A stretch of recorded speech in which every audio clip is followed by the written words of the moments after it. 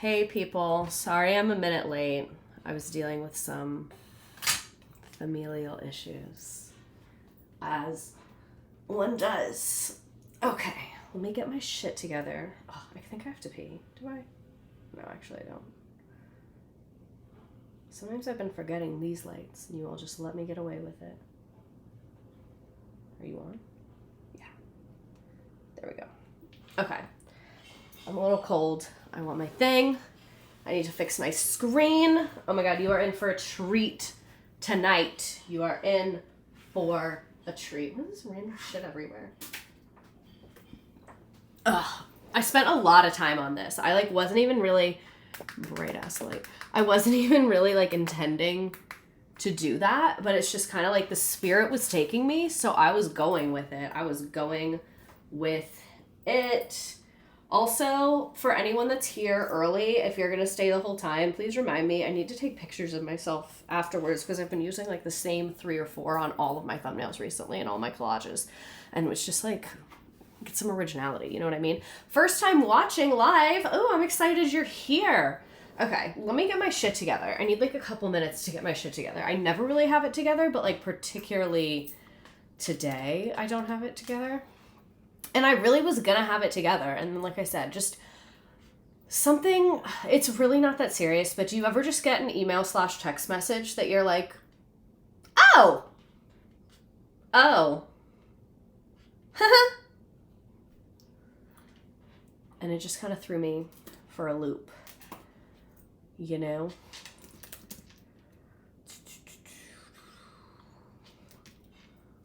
Oh, I have too many tabs open. You downloaded Twitch for this? Talk about a lot of pressure. Sorry, I'm doing my screen first. Download. Just current page. Thank you. Boom. Boom. Let me I just foresee us having problems. So while we're here, I'm going to put a bunch of videos in my trash because I just know I'm going to run out of storage tonight. I just know it deep in my soul.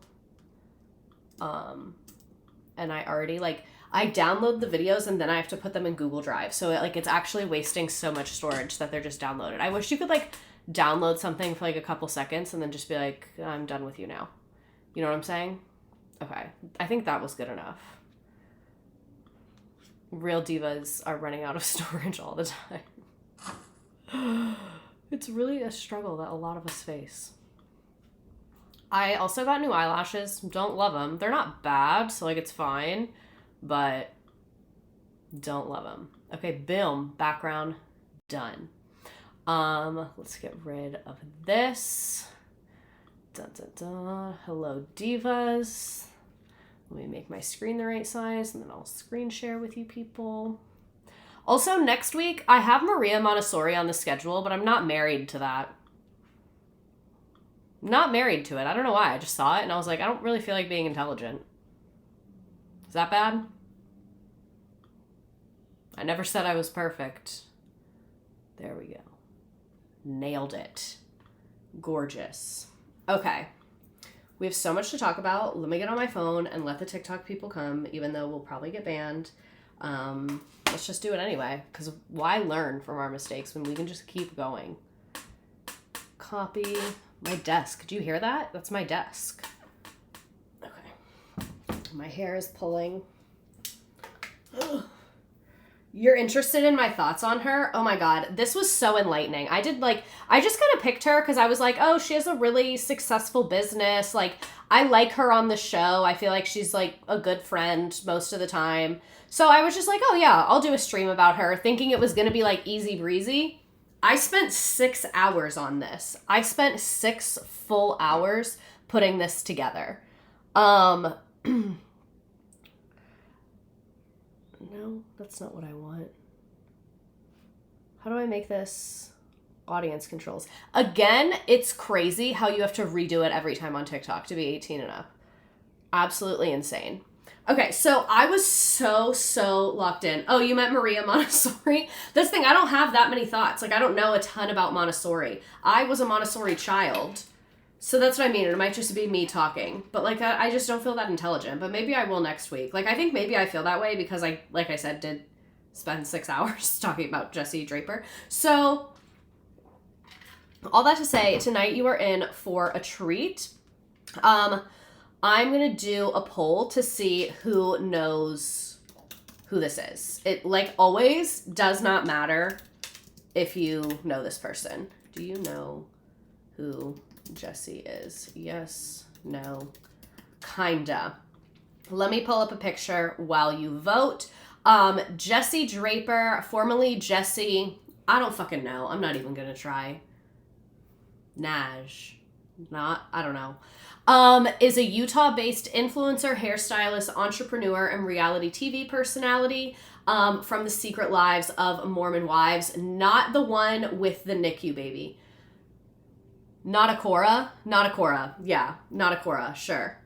There's so many Elizabeths in the chat. I love it here. So she owns a hair extension and salon company, and she is one of the older, more established members of Mom Talk, meaning older in age. Most of the women are in their early 20s. She is in her early 30s, and she is featured on the show. So I have watched Secret Lives of Mormon Wives religiously. Let me see the poll. Very 50-50 on if we know who she is. Oh my God, this has never happened. Normally, it's like you all know someone or none of you know someone. This is going to be electric. And yes, we have lots of Megans and lots of Elizabeths. So, let's get into Miss Jessi. We're really just going to use first names tonight. Like, I just kind of can't. So, I just want to say, what I did not anticipate is, like, her past was hard to find information on. It was difficult to find information on her past. And for those of you who are here on YouTube, I'm so sorry. This is going to get clipped and eaten alive because we're going to watch a lot of clips today. Like, there's a lot of clips in here and a lot of TikToks and a lot happening. So if it gets eaten alive, I'm so sorry. For those of you that are here live, buckle the fuck in because we are ready.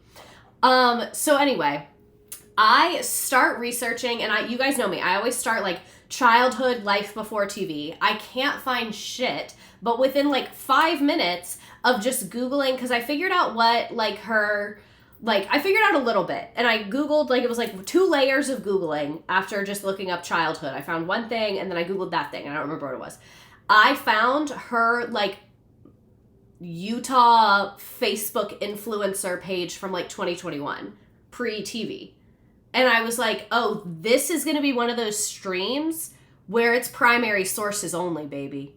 Like, it's a lot easier to research, like, when there's, like, People Magazine articles and In Touch articles and even, like, Radar Online and, like, tabloids and stuff, because they will create timelines and they will find photos and things like that. No. I was combing through her old YouTube, through her old Facebook, through family members' Instagrams from 2016. Like, I was deep.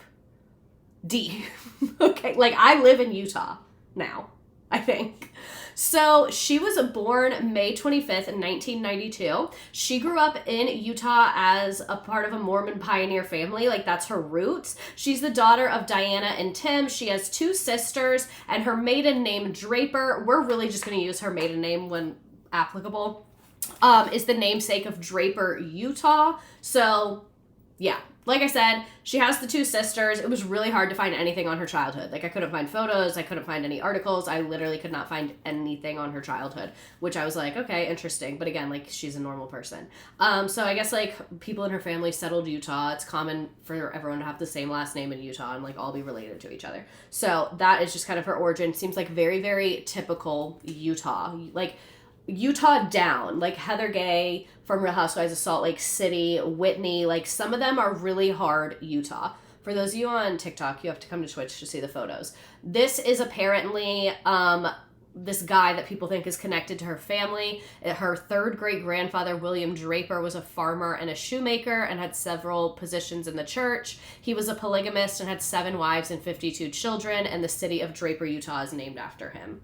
And this is just some random Instagram account saying it's her 4th great grandfather, so I don't know if this is true, but that I just was like, I had nothing about her childhood essentially. So I went with like random Instagram fodder.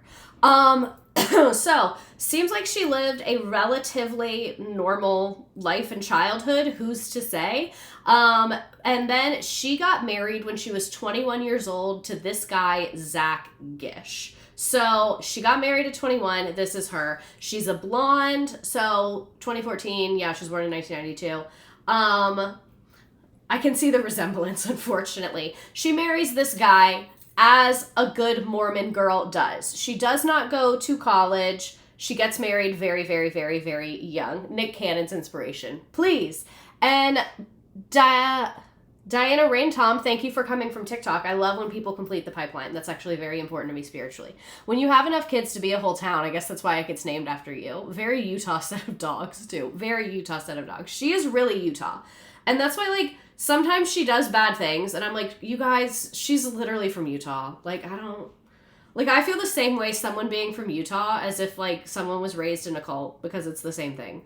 Like, if someone was like, oh, I was raised in this cult and homeschooled, and now that's why I'm like this, that's just being from Utah, because I hear the public schools there are crazy, too. So let's talk about her early business days, because she is clocked the fuck in. My girl works. She may not have gone to college, but she is working. So she started in the hair industry because she grew up surrounded by it. Her mom was a hairstylist, and she built her career really starting like fresh as a teenager. She started doing hair tutorials and eventually grew a multi-million-dollar company. So she, like I said, I was deep in her YouTube. She started Jessi Styles in the summer of 2016, which was her very first salon. That was her salon. So she was working as a hairstylist, trying to do these YouTube tutorials. And then she ended up expanding this. It has a line of hair extensions, hair care products. She does so much stuff. She has an entire hair school. She travels the country teaching people how to do hair. So really built a very, very phenomenal business with her family. Her entire family works with her. Her dad is her business partner. Her mom taught her how to do hair. Her sister, I think, does a lot of like the appointment management and stuff like that. Very much a family business, but like she is at the core of it. She was the driving factor of it. This is why I picked her for the stream, because I was like, wow, that's such an impressive business that she had prior to the show. Like the show starts and this is already here. It's not like, oh, she used the show. No. This was, and she was so young too. She started this business when she was 20, freshly married as a Mormon woman in Utah, being the wife, and built this multi-million-dollar business. I think that's really impressive. And Glow Sparks, thank you for subscribing for 10 months. If you have Prime, or you can like use your parents' Prime with their permission and consent, obviously, you can give me a free subscription to support the many hours I put into this stream. Hint, hint, wink, wink. So no, I'm not co-hosting. Like, I don't like when they do that on TikTok. Love when ladies girl boss when they're supposed to trad wife. I was in rehab at 24. Exactly. That's so real of you. Thank you for sharing that. So she also has a state licensed hair school. So like people pay money to learn how to do hair from her. And like people online like to make fun of her hair and or like the hair that she does. Like, oh, it's so Utah. You mean where she lives and has a multi-million-dollar business? She does the style of that place. Wow. I need someone from Utah to confirm who has better salon, Jessi or Angie K, both icons, really. I did look into it, not deeply, but both of them have really good Google reviews. Completed the pipeline after binging your streams on YouTube for 2 weeks straight. Yes, Laura Nicole, yes. Oh my God, a lot of first-time streamers here. So before we get too far into this, she is low-key a Republican, or was a Republican, and I think we converted her maybe. So like I said, I'm very forgiving of the Mormon wives for their Republicanism, because you were literally raised in a patriarchal, abusive religion. So like, that tracks that you are misogynistic and don't have class consciousness, and also probably kind of racist, because again, the Mormon church didn't allow black people until like the 70s or 80s, I think, and even now I heard it's touch and go. Let's all take a field trip to Jessi Styles. So they were also deprived of an education. This will come up later, but Jessi did not finish high school. She got a GED, and she just basically said like school was not her vibe. She never did well in school, and even if she did, like, It's literally Utah. So previously, Jessi has admitted that she was like Trump economy type, typical, you guys know what I'm talking about. And she has said, like, as a business owner, many of the, whatever. So, like, she, long time ago, was like, as a business owner, I think he would be good for the economy. I think, like, under the previous administration, basically, like, Trump 1.0, she was like, it's good for the economy. And then now Trump 2.0, she's like, I'm not down with it anymore. So, to me, that's the most we can ask of a woman in Utah. Like, you eventually learned. And, yay, you probably voted bad multiple times and did influence other people, which isn't good. But you are learning. And in 1976, God changed his mind about black people. Had nothing to do with our recruitment numbers. Not at all. So she did confirm in an interview recently that she's not a Trump supporter, but people always ask, so that's why I wanted to put it at the beginning. She did an interview with Vulture where she addressed lots of people on TikTok were analyzing her political stance, and she said that as a business owner, the new tariffs and policies have not benefited her. She said she believes in love, inclusion, and not letting the country be divided by hate, even when people disagree, and she says that she feels she does not fit into any political category and sees herself in the middle, but she made one thing very clear: she is not a Trump supporter. So again, she is from Utah. More than most of the other Secret Lives of Mormon Wives ladies can say. Exactly. Like, it's, at first you were confused and you believed propaganda, and then you saw things happen with your eyes and changed your mind. It could be better, but it could be worse. Dumbledore, thank you for subscribing. Shannon becomes thank you for subscribing. We're so back. The avian influenza. I certainly hope that's not back, but I'm glad you're here. So she's still further left than Chuck Schumer. Exactly. And for those of you on TikTok, you have to come to Twitch to be able to see anything. This is Jessi's YouTube in 2016. So this is like right when she opened the salon, either shortly before or after. She's doing hair tutorials. And I just want to say, her YouTube is so 2016 core. I was having so much fun watching these. Like, I was like, oh my god, it's 2016 and we still have hope. And we think there's going to be a woman president. A centrist corporate Democrat, but a woman nonetheless. I had to cancel my sub for rent recently. Oh my god. Prayers out to you, but do it with pride. Exactly. Take other people's money. Don't give me yours. Not the Haley Steinfeld song. Like, this is so 2016. If you have never genuinely had to listen to this song, I don't want to hear about being depressed. If a doctor has never made you listen to this, I don't want to hear it from you. No, I think she did vote for Trump the first time and not the second time. Or third time. Like, y'all mind if a Utah white woman queens out for a second? I heard this so much working at Hollister. The hat.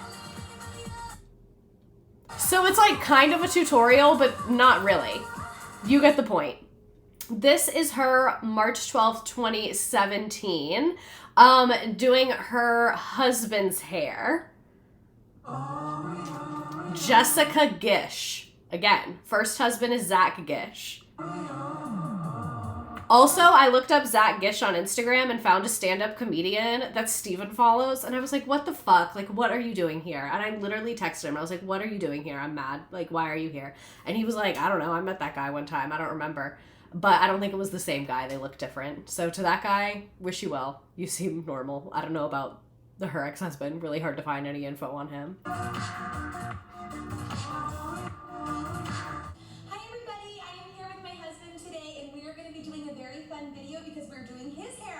Does anyone have any guesses on what we're going to be doing? It's so 2017 core. We're going to be doing the Brazilian blowout and dye my hair. Woo! So as you guys can kind of we'll get to the Z and Jay-Z. He has very coarse, textured, curly hair. So we're going to give him a Brazilian blowout to tame it down a little bit, smooth his curl, relax it a little bit, and then we're going to be coloring his hair really, really cool. Why are his vibes so evil already? Seeing what we're going to be doing color-wise, then stay tuned. Okay, my microphone cut out right here, so you can't hear what I'm saying, so I'll just explain it. I thought Mormons didn't believe in divorce. That's none of our business. The necklaces. I didn't film the Brazilian blowout, but if you do want to see a video on that, then let me know. And for his, then we're gonna put him under the dryer. So you can see, like, she seems like a relatively normal person. Like, she's just a woman in her 20s, building her career, trying to be online, trying to do YouTube, opening a salon. Like, she does look really different here. She looks really different. He looks permanently dirty. This man looks like he punches holes in the wall. The way that you guys already hate him, incredible, incredible. So yeah, this is her like doing her husband's hair. Let's go to the end. And then we took the haircut down in a V in the back because he still wants to grow this out. But we did this really cool blue steel, icy, what do you want to call it? Jack Frost inspired hair. Yeah. Jack Frost. So if you guys like this video, Bleach and no gloves, fuck it. subscribe. And I hope you guys have a good day. Thank you so much for following me. Like, I feel protective of her. She has internalized misogyny. Look how dead her eyes are. She literally, like, does not look well. So, Jay-Z hair, spoiler alert, that marriage didn't work out. We're about to get there. Wasn't a good way to break it. It was first named for me and my ex-husband, Zach and Jessi. So, Jessi and Zach, Jay-Z hair. So, when I was married to him and I started Jay-Z, I was like, this sucks. And then Styles came from Harry Styles. And she was 21 when she started the company and she was obsessed. So, yeah. That's where Jay-Z Styles comes from. Harry Styles and her ex-husband. Later on, she went on to have a son with the initials Jay-Z, so now she says it's for her son, which I think is funny. And she said, I've been the Utah Curl Queen, just not publicly. I've been doing it for 9 years. It's so crazy. When the show came out and it just popped off Utah hair, the extensions, I wasn't expecting that as because of... I wasn't expecting that because it wasn't a part of the storyline. It's just something people picked up on. But it's my normal vibe and I do it all the time. So that's what I was saying. Like, it's very Utah hair. Like, it's very, very Utah hair. I don't know what anyone would expect. And she also, like I said, travels the country to teach stylists how to use her specific line of extensions. This is a video that her and her family made about the business. It came out very recently, but it does have some childhood photos and talks about them starting the business, and it's actually like really sweet and beautiful. It's so weird to do this and not be talking about drama. And she got modern best hair. I don't know if she invented Utah Not curls. sure where that came from. It's been 10 years since I started Jessi Styles. My mom did hair, so I grew up around it, and she had a home salon, so it felt really natural to me because of that. No, they're not working. It's in the blood, for real. Jessica, our 9-year-old going on 16. I didn't think I would have what I have today, but I knew that I had something. Here she goes, getting her hair wet. Not 20 years down the road, we'll show this to her and she'll say, that's me? Oh, by the way, this is Jessica Ann. So, like, massive location. Jessi in one word, it would be kismet. I just feel like it all fell into place. You're on. Yeah. How old are you? So my sister had just opened up the salon, and it was so exciting for all of us because she wanted. It is really all of us to be sweet. a part of it. I was at lunch with Jessi and my mom, and she looks at me and she goes, "Come work for me." Why do I think she's successful? Her work ethic. She works hard all the time. She called me. She goes, I see this cutest little house. Can you just come look at it with me? We always call it the dollhouse. She's like, this is it. I want to It do is this sweet. salon. The one piano night is noticed triggering my auditory senses. It is, the audio could She be always had crazy remixed. ideas, but she believed in everything that she did so much that I knew that whatever she did, she would pull it off. Like, she doesn't take no for an answer. I So remember my dad cute. looking at me and being like, "We just sent $30,000 to a distributor, and what if we lose?" And I just said, "You know what? This is gonna go well. I just have a feeling." She has a feeling. She's so intuitive that she's like, yeah. Copyright this free is my single idea and it's piano gonna note work. There's no music. other option. T. Fortune favors the bold. We pour our hearts and souls into this business. I get to see my sisters and my parents every single day. I'm just so grateful that we've been able to do this as a family, have success with it, still love each other. So Yeah, it years is down, sad how and different she looks to me because she's so beautiful. Very Utah to make a nonsense emotional video to support your business. Exactly. So this is the hair straight from the source. Get ready with me while I reintroduce myself. So She does have some spoilers at the beginning about what happens in her life, but I think you guys have probably put it together that it didn't work out with that dude. I'm getting ready to go to the airport, and I thought I would do a little get ready with me, get to know me, because my following has jumped up a bit since September. Being on Secret Lives has been so much fun and such a trip because most of my following It's nice to before know the she show had her was business going through all this hairdressers. I'll get mess. into that in a minute, and now most of it isn't. So I thought I would give you guys a little backstory on who I am. She invented So Utah. I am married. I have 2 kids and a bonus Spoiler. daughter who I love so much. This is my Spoiler. 2nd marriage. I have been divorced. Joby's gonna help me do my makeup today. This is my 2-year-old. So my first marriage was about 5 years long, and my second one, I've been married now 4 years. I am a hairstylist. My mom has been a hairstylist my whole life, and then I got into it as well. So I have been in the industry for about 10 years, and in that time, I've opened a business called Jessi Styles Co. My dad is my business partner, and my mom and sisters all work for us, and we all run the business together, which is so fun. So Jessi Styles started out as just a hair salon, and it quickly grew into much more. No I one had gets a started stream doing without YouTube trauma. tutorials on hair, and that platform grew pretty quick, and then I started teaching classes in person. We started off with color classes, and then I was doing a lot of extensions, and it made me think about opening my own extension line. So a year after I opened the salon, we opened Jessi Styles Hair, which is an extension company, and that turned into then teaching hair extension classes, and we have been doing that for 6 years straight. I have been traveling the country 1 to 2 times a month certifying stylists in extensions. And that is actually where I'm headed today. We are going to Dallas to certify 45 stylists in the Jessi techniques. I have always been super passionate about education in the hair industry. So about 2 years It's ago, legit. I decided not to only do continued education for stylists, but to also open a hair school. So we opened Jessi Academy, which is a hair school that anyone can come to get their license. Another thing about me, I'm literally addicted to Dutch Bros.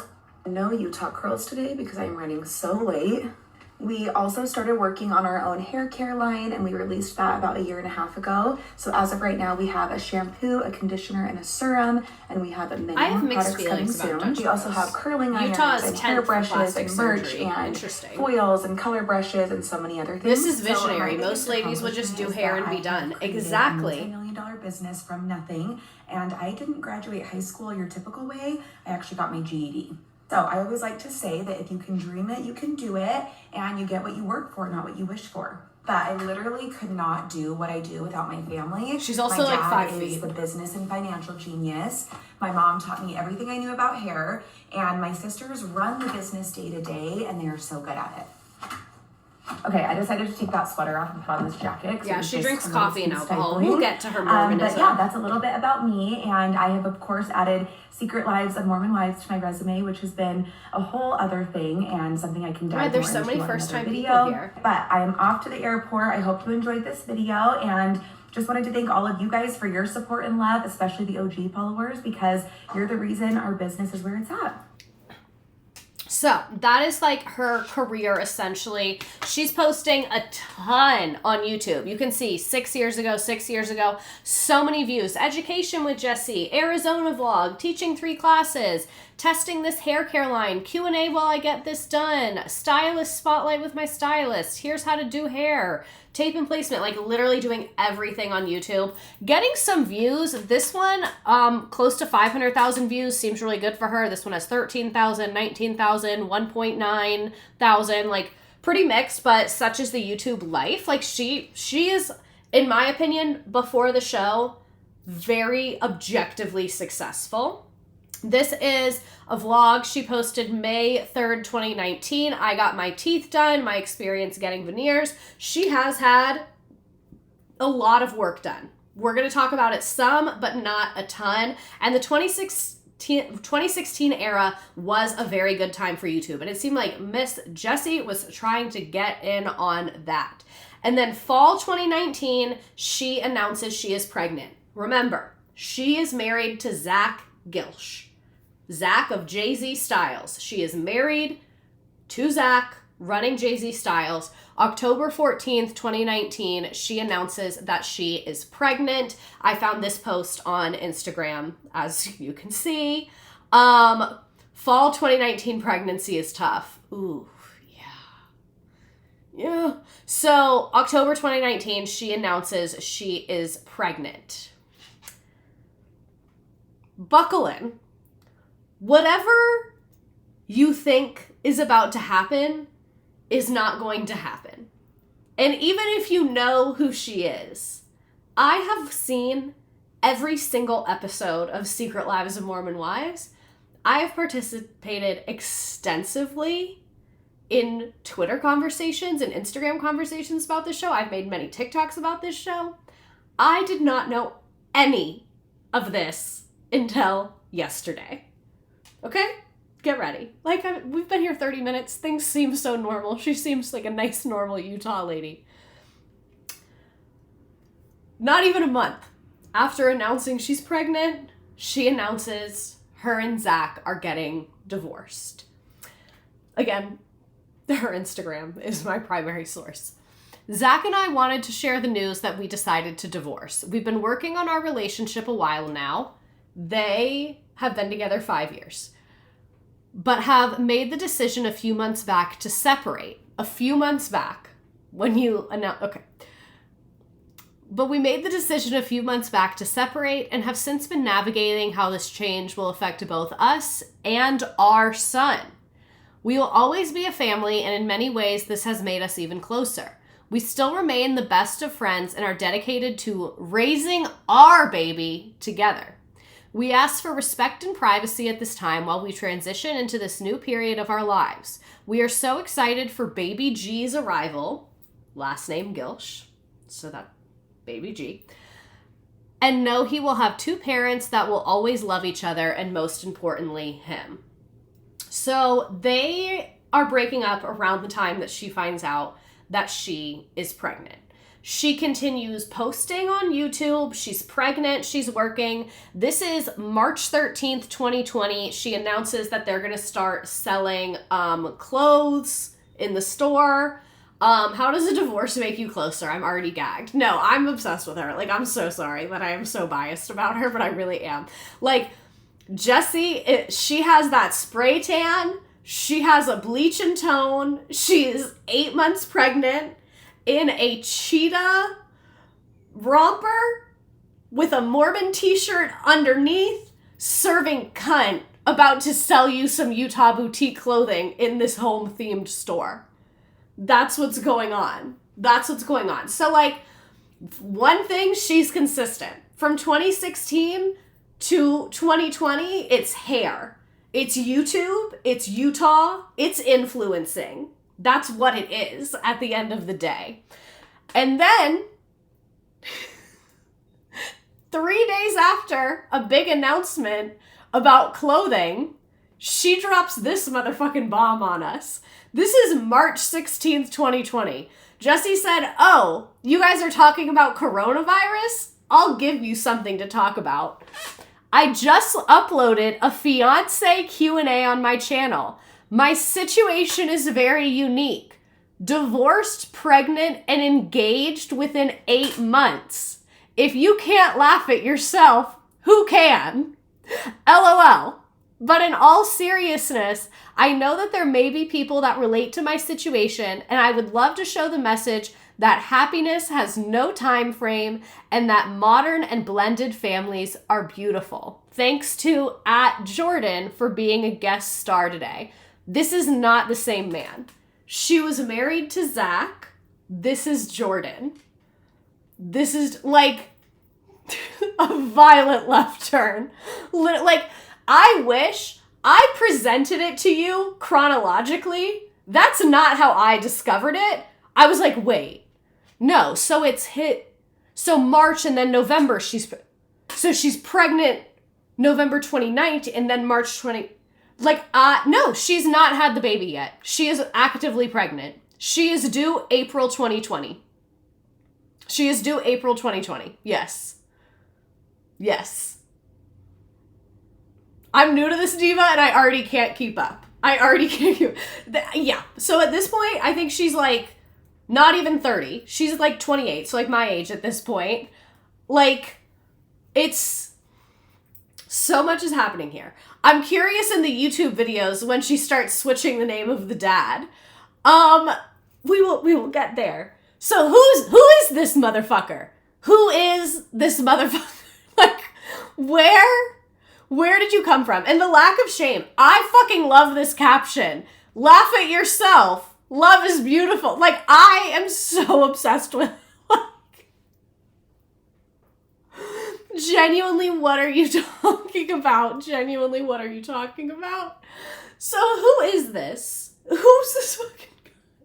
Mind you, she is like a thriving business owner. So, like, I'm not saying that women don't, like, they get with men for money, whatever. I'm not saying that, but I'm saying, especially in Utah, if you're a trad wife, you gotta find a man to get away from a man a lot of times. But, like, that is clearly not her situation. The most insane move. I'm literally obsessed.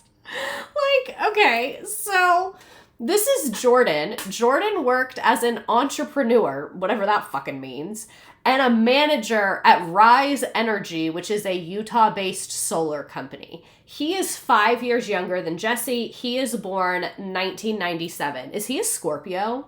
I do not like male Scorpios. Not his birthday was her pregnancy announcement day. Stop. So he has 2 younger brothers. When him and Jessi met in...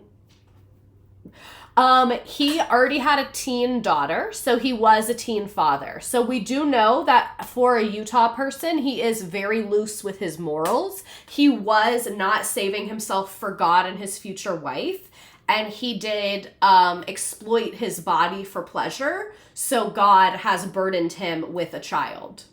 All due respect to the child. So yes, so they meet. He is a single father. I do not believe he was ever married. I could not find anything about him having a spouse prior to getting engaged to Jessi. Not saying it didn't happen. I just could not find anything. Like I said, teen dad. That is who this is. So this is March 2020. So a few days later, so March 20th, this is a few days after she announces she is engaged. This is her baby shower.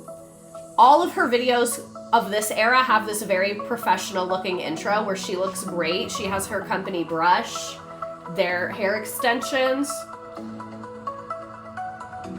that blonde. All of her YouTubes have these intros. We will not watch it every time, but I wanted you to see it once because I've seen it about 1,000 times. Good intro. She clearly pays people that know what they're doing.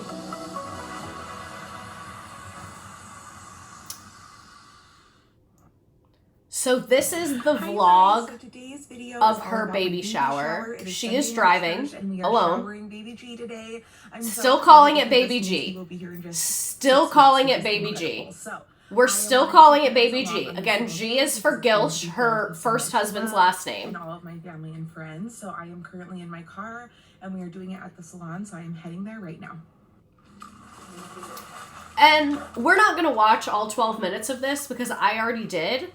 It doesn't come up at all. This is the most normal baby shower vlog You guys are perfectionists. ever. They're eating food. She's walking in. They're showing, oh, they have little cakes. Baby shower. Yay. Her intro must slap IRL if she can lock down a new man while pregnant, separating from a baby daddy husband. This was the date COVID was announced. No, I thought that was March 13th.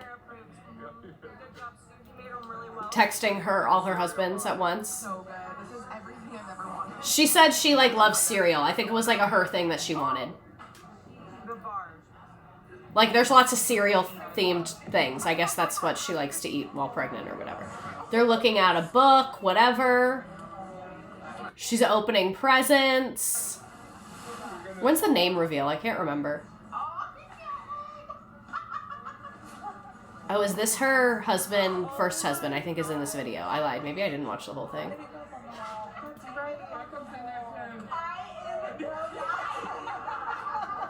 Cereal's pretty nice. Need to get back into it. Yeah, is that crazy? Fruity Pebbles was a premonition. Very Utah. She's wearing a G. I like that dress. Okay, that is not him. That's her friend that's been in a bunch of other videos. I think he's gay. Do they do a name reveal? Wait, was that Jordan? Ah! Fruity Pebbles is the other girl. That looked like Jordan. Yeah, that's Jordan. That's Jordan. Jordan's at the baby shower. Jordan's at the baby shower. Oh my gosh. When did they do the name reveal? Be careful. You Does it matter? Whatever. Just don't do too much. Not Jordan in Baby G's video. But this is after she's announced she's engaged to Jordan. Like, we don't know. Okay, here it is. Wait for Graham. They say the name's gonna be Graham. That's why they're calling it Baby G. Graham, I guess. Jordan's in the video. This is a few days after she announces that she's engaged to Jordan. Her ex-husband's not in the video, and Jordan is the new man. Jordan is the new man. And, like, if you're scared, so am I. Like, so am I. So am I. Like, actually, genuinely, what's going on? March 31st, 2020, did we get married? Same intro. We're gonna skip ahead. They're like fucking around with her dogs. You're just a freaking hot flash mess right now. A few things back there, and so he ran into Home Depot to grab a few things that we need. And I'm sitting in the car sweating my butt off. It's so hot. I don't know why, because it really hasn't been hot outside. It's only 54 degrees, but I'm sitting like right under the sun, so it's miserable. But yeah, that's what he's doing right now. We just had our doctor's appointment. You're so brave to watch all this. I know. Stress test today, and that was really good. Shows that baby is doing well. I do have a condition. It's a 2-vessel cord. It's actually pretty common as far as like conditions with pregnancy go, but it does cause a little bit of worry with how the baby develops. So I have to go in weekly for stress tests just to see how he's doing and check on him. And then I go every Anthropology doesn't pay, but it's entertaining. So we did. We're confused too. Last week, like, really well. she is not addressing paternity. Lockdown just started. This is too many things for her. I'm stressed. No, for real. Like, they're in lockdown. Jordan is at Home Depot. This is so ghetto. I did have that thought. I did have that thought. So excited. So she's with Jordan. Technically about 4 weeks away. But we scheduled my induction for a little bit sooner. So I am ready to get this baby out. I am so uncomfortable. I always feel bad whenever I complain. Are all the men living with her? I don't think so. Get pregnant and would do anything.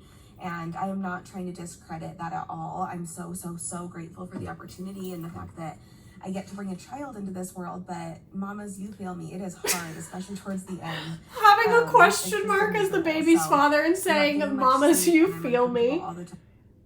And then, like, they're cuddling. Ugh, disgusting. All right, you guys. Now, the moment you've been waiting for, the title of this video. We're married. Ah, so crazy. So we decided to get married a couple of weeks ago, unexpectedly. Originally, we were planning on getting married in the fall, but everything with the coronavirus has kind of thrown us for a loop. We kind of contemplated, what am I trying to say? We contemplated a summer wedding, maybe fall, but since everything with the coronavirus has been crazy, we're not even sure like when we'll be able to have a wedding. His face is too small for his head. We figured we wanted to bring Graham into the world with a family unit, and it's good for him to have stability. So we decided to get married. We went to the courthouse. And I literally think he's preying on her. Keep in mind, this is a pregnant, unstable woman who's also $1 million business owner. We just did it on paper. I'll insert a photo of our wedding day. But yeah, that's what we decided to do. Don't worry, we're still going to be having a wedding. We're still going to I love how every announcement seems like she doesn't give a fuck. Literally. Either in the summer or fall, depending on how the virus plays out.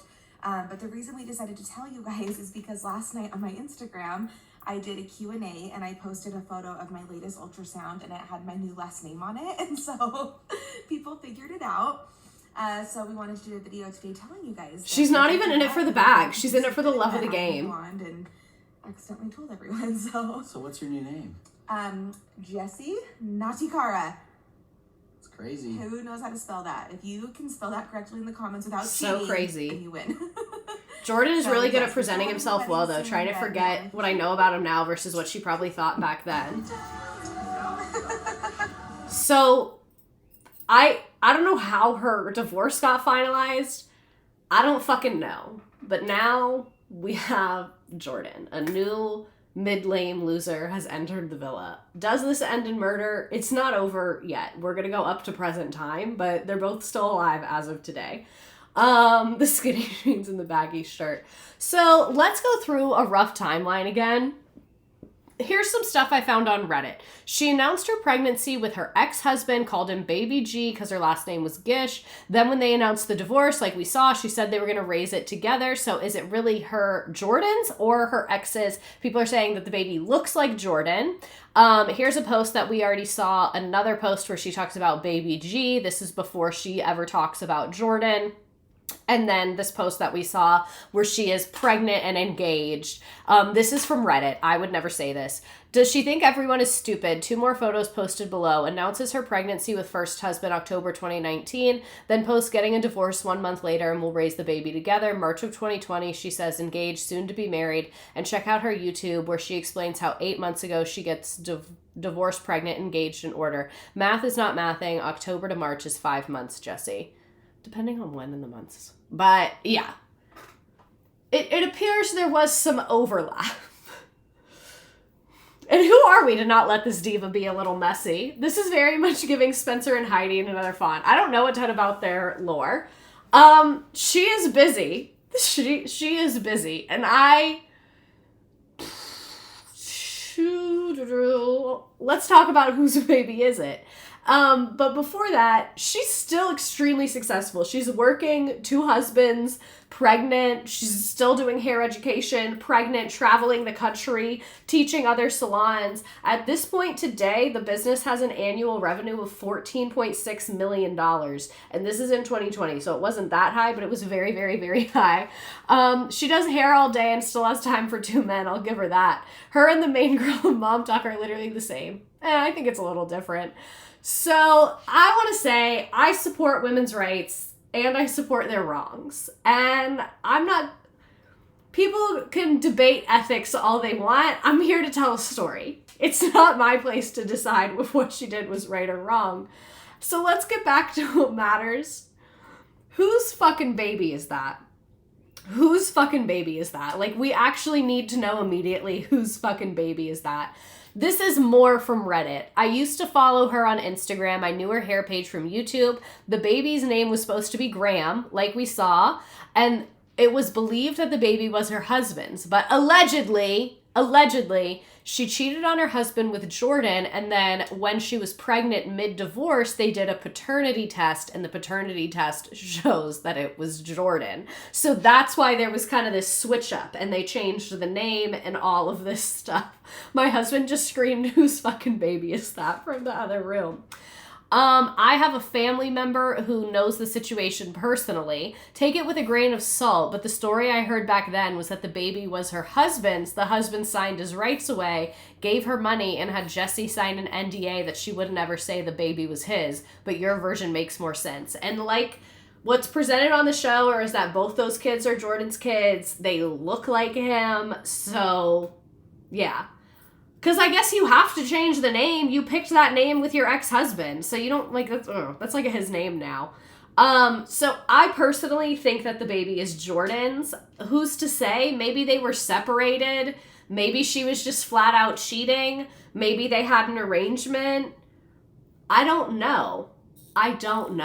But it is what it is. And if you think about it, in Utah, this is a feminist act.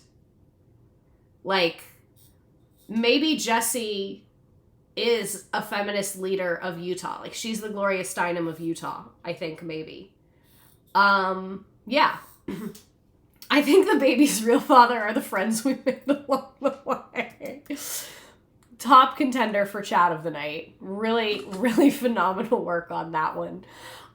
So this is from Reddit, could also be fake. This is comment sections where this is like when she was pregnant and someone commented this on her engagement. I'm so lost. Is he the baby dad or no? He's not. My ex is. And yeah, but then I guess later they had a paternity test. Who's to say? This is from like the Sun shit, but there was later a court order that required her to publicly state Jordan is the natural father, Zach is not. So it was basically a correction to all of her previous posts.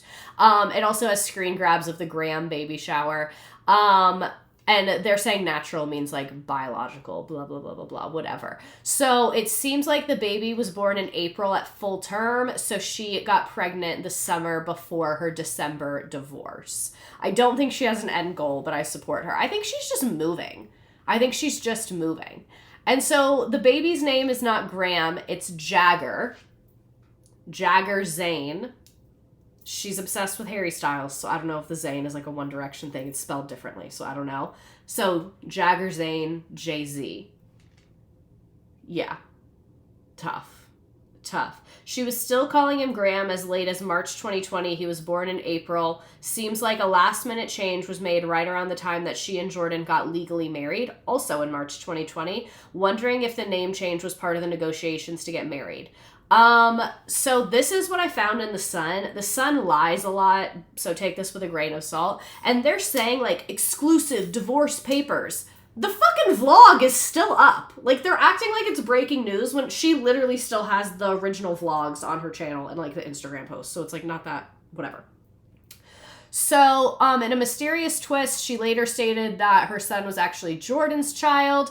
According to the documents, Jessi filed for divorce October 2019, and in December of that year, they issued a divorce judgment. So very quick divorce, which tells me they weren't fighting over property or custody. Well, they don't have kids, clearly. The papers claim that Jessi and Zach are the legal parents of an unborn child, expected date of birth 4/27/2020.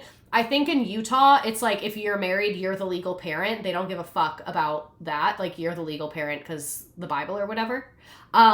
The court gave Jessi and Zach joint physical custody and legal custody of the unborn child while giving Zach custodial custody, which I found very interesting. And Zach was awarded $143 a month in child support. Jessi was making $6,000 a month, and Zach was earning $1,200 a month at his job at FedEx. So like I said, like, these are like normal people. Like, that is not rich by any means. The divorce decree also said that they would sell their home and split the profits, and Jessi would buy out Zach's share of her salon. And then she abruptly announced that she was engaged. Best day of my whole life. So blessed and lucky. Bring on the wedding planning. Blah, blah, blah. My situation is very unique, like we saw.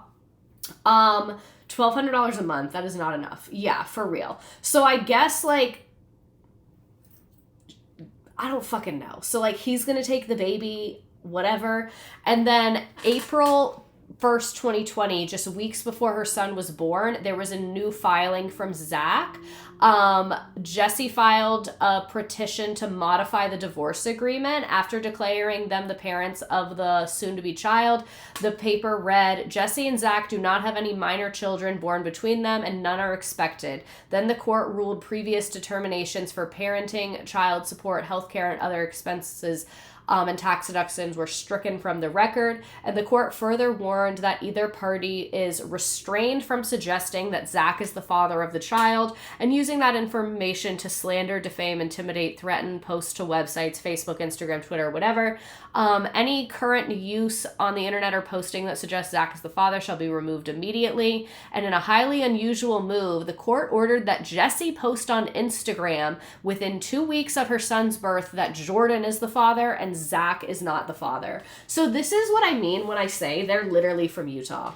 Like, in Utah, the government tells you what to post on your Instagram story. That's what's happening. That judge is a messy bitch. The petition to modify concluded with clarifying everything, such as reallocation of their assets, original divorce decree, blah, blah, blah. And the court-ordered post stating that Jordan is Jagger's natural father on Jessi's Instagram, and Jagger Zane Natadagara, I don't know, was born April 20th, 2020. And then they, like we said, had their legal wedding right before that. And they had their like actual wedding in October. A court-mandated Instagram post is so 2020, Court. You're so right, actually. You're so right. So apparently what the court record has this random reversal. The streets are saying there was a paternity test and it showed that Jordan was the father. And at the end of the day, who the fuck cares? Who the fuck cares? We'll never know, and I don't care. Who's to say? Who gives a fuck? Like, we can literally just keep going. And this is what I think. I think she had Mormon guilt for cheating and is like, God wants me to marry Jordan. And she rushed into that marriage and tried to get married and did get married before the baby was born. Because like she said in the video, we wanted the baby to come into a stable environment. I think she, like, that was like her fixing it in her mind. Judge knew the only way to get her to post something to make it look like they did something. Stable is a word choice. Secret Lives of Mormon Wives, ex Jerry Springer. She's also been very open about her insecurity and looking for a man to help her feel confident and secure. Utah is a no children out of wedlock. Religious guilt is a hell of a drug. Exactly. So instead of like, sorry, and like, sorry if this is like the radical left or whatever, I think the most reasonable thing to do, you got married when you were 21, you cheated on your husband and got pregnant. We need to take several steps back. We need to do a lot of therapy. We need to do a lot of self-examination. We need to, probably, your body, your choice. I'm saying what I would do. Get divorced and then maybe be single for a year. That to me would be very like rational and stable. Instead, this is what happened, is that she got married within less than 4 months of getting divorced when she should have been at the club, and she really just needed time alone. So is she Mormon? The $1 million question many of you are bringing up. Serial monogamist. She is not a practicing Mormon, but she was raised Mormon. She does not currently identify with one, which she said happened in her mid-20s. Right before / around the time all this was going on. She grew up in the religion and she opened up about leaving the church and being one of the ex-Mormons. She said, I represent an ex-Mormon on the show, which I love because every religion has people who are super devout and people who have left. I love that anyone in any religion can relate. When asked why she left, she explained, it can be really toxic where we lived and I just felt like it wasn't for me. And half my family had already left. So when I was in my mid-20s, I started stepping away. And so on the show, she's in like the sinner group because she's divorced. She drinks alcohol. She drinks coffee. Like she is not Mormon anymore, does not identify as a practicing Mormon, is not practicing Mormonism, but was raised Mormon. Here's them again, pregnant, engaged. Yay. Ugh. And then they welcome their son, Jagger Zane, April 20th. He's our perfect chunky boy. He did have to go in the NICU for a little bit, but he ended up being fine later. So that's that on that. And she vlogged it. She said, oh, you guys wanted to know who the baby daddy was? Here's this birth vlog. Enjoy. She is always on the clock. I think, this is what I say about her. She is very tightly wound. She's very insecure. And I say this with love because I have been there. If she stops moving for one moment, she is going to fall apart. There is no way that someone can do this much in this little time and be okay. Because you are not sleeping. You're not sleeping. If you're working this much, made a business to this level, vlogging this much. Do you guys know how much time it takes to edit a fucking YouTube video? And you see the kind of YouTube that she is putting out? Like, just like Bethany. If Bethany Frankel was raised in Utah, you would have Jessi. That would be Jessi. Like, she can't sleep when she's hungry. Like, she literally is just like, go, go, go, go, go. And then we'll get divorced. Then we'll get married. I'm already pregnant, so I have to get married. Like, you can tell she is not thinking. She is just go, go, go, go, go. Like, literally running from the negative thoughts, which is like so real of her. And then her and Jordan got married in like a very small ceremony, October 2020. Hyped on the hair fumes, no gloves, addicted to being busy, very much so. Like, I don't think has ever slowed down, which is very interesting. Why is there a foot? It's his foot. I zoomed it in. I bet the church was an issue with the divorce, pregnancy, and potential cheating. Yeah, exactly. The foot is unnecessary. I agree that the foot is unnecessary. I had to see it, and so do you. So this is their wedding. Like I mentioned, he does have a daughter from a previous relationship. This is his daughter, Peyton, who was at the wedding. Jessi has only ever said positive things about Peyton. She said, I love my bonus daughter. Being a blended family is beautiful. It seems like Jessi was like, you have a daughter. I love your daughter. They got married in Cabo. So it looks like it's a very small, like maybe, what is that, like 10, maybe 15 people there in Cabo in October 2020. Imagine marrying a woman and deciding to bring out your dogs. No, like genuinely. I don't love this dress. I don't hate it, but I feel like Jessi is so stunning and this dress is just not doing her justice. It looks very Mormon second wedding. Yeah, like it doesn't look like a wedding dress. And that shows me that she doesn't think she deserves happiness because she's like, oh, it's my second wedding. I cheated. So I'll just have this like beige shapeless dress. Like, She also is very freshly postpartum, which I can imagine it's really hard to find a wedding dress postpartum. Like, I can't find a wedding dress now. So, I also haven't tried yet. So no one bring that up or give me advice. I'm working on it. So they make a family YouTube channel, not your average family.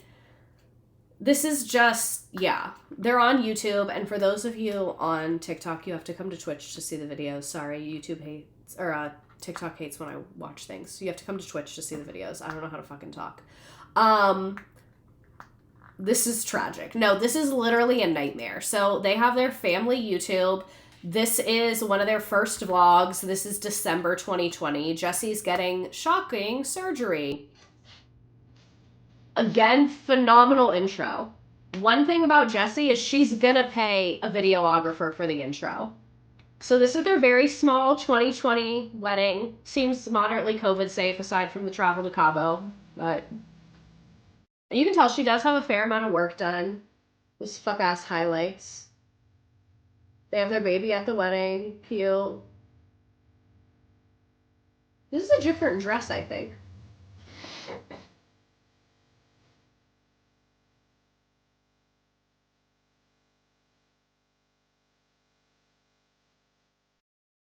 Yeah, this is a different dress.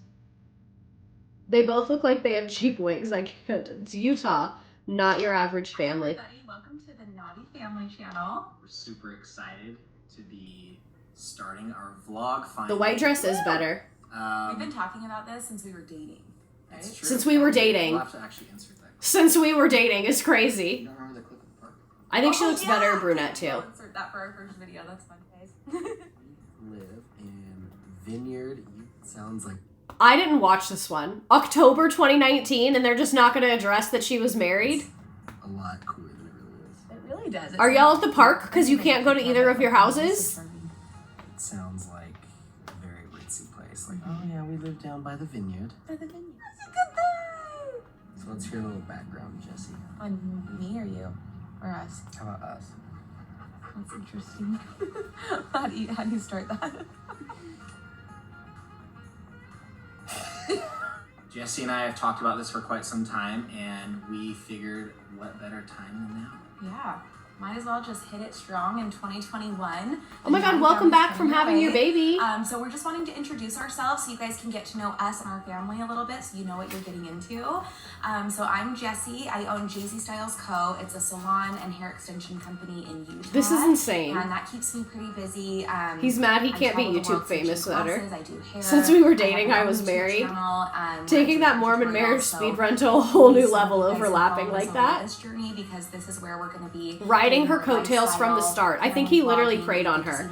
I think she was in a bad marriage and he preyed on her. I think he's a gold digger and I think he preyed on a woman who was in a bad marriage because he saw her being a breadwinner in a bad marriage and said, I'd like to take that and double it. Which sounds dumb, but it's a big part of my job, so I'm really excited to now have this channel to do things on. Yeah. I'm Jordan. Ugh. And I'm new to this influencer vlogging game. He only looks to the camera, not at I've been her. working for Vivint for about a little over 8 years now, and some of my passions are So cooking. he has that same job. He sells exercise, solar I like panels, to which is like a travel normal for man sure, job. That's fine. And obviously hang out with our 8-year-old daughter and our new little baby son. Yeah. So a lot more to come on. They're all like in those We Are a things. Family. Super Why be a excited. breadwinner for that loser when you could be one for this one? Jordan has Peyton from his first marriage, and she's 8 years Oh, old. I guess he and was she married. is sassy as they come. I'm She's pregnant, really so glad my fun. life isn't this And anytime messy. she's Good for acting you, out, I man. always tell him, like, you know she's you, right? So he It loves is doing true. that. And then we have Jagger, who's our baby, who was born in April. So he is about 8 months old right now, and he is I'm skipping. so they booked it, and then with me traveling all the time, I didn't have time to do the consultation until the day before the surgery, which is today. So I'm going in for the surgery. What surgery is I'm this? going in for the consultation today. We're going to talk about what I'm going to do.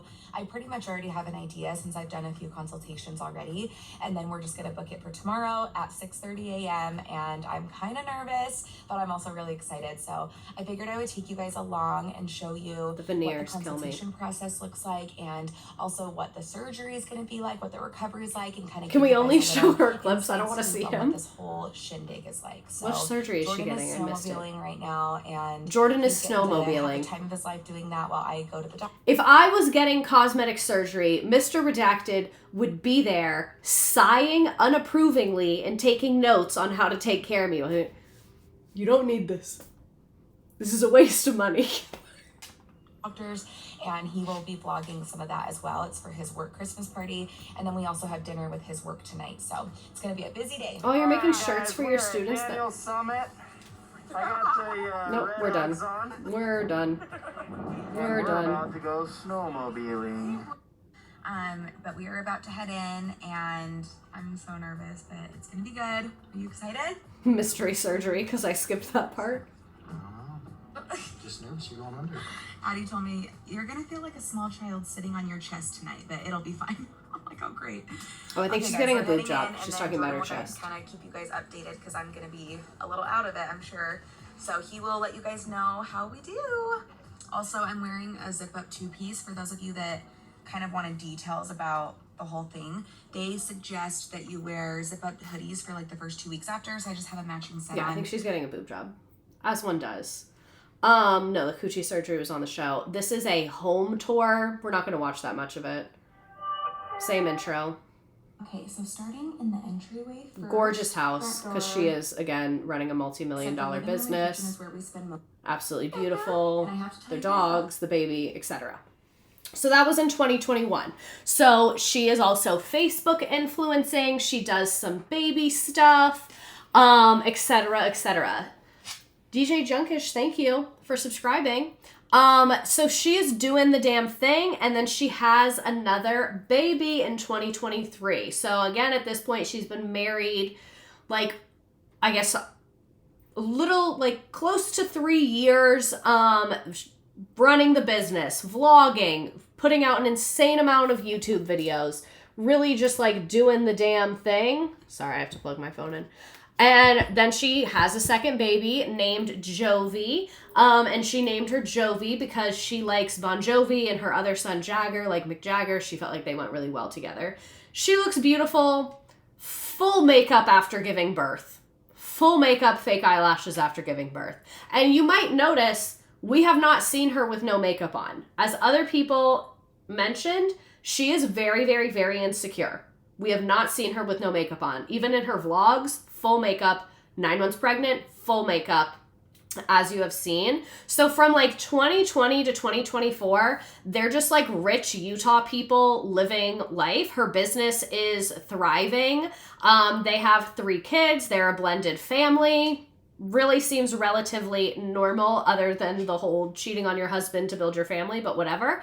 And then Mom Talk started becoming a thing in 2020 with Taylor Frankie Paul, Whitney Levitt, Michaela, Macy, and then Jessi joined as well, and she's considered the grandma of Mom Talk at the ripe age of 33. Yes, correct. And apparently, she was almost on Real Housewives of Salt Lake City. I saw Someone mentioned she would not survive on there. Never let your husband stop you from finding another husband. But maybe in this case, we needed to find just a divorce and then celibacy. Or not even celibacy, because she got married mad young, but single, like no commitment. No commitment is what I mean. You can fuck. So anyway, apparently Real Housewives of Salt Lake City had reached out to her, but it went to her spam and she never saw it, which is hilarious to me.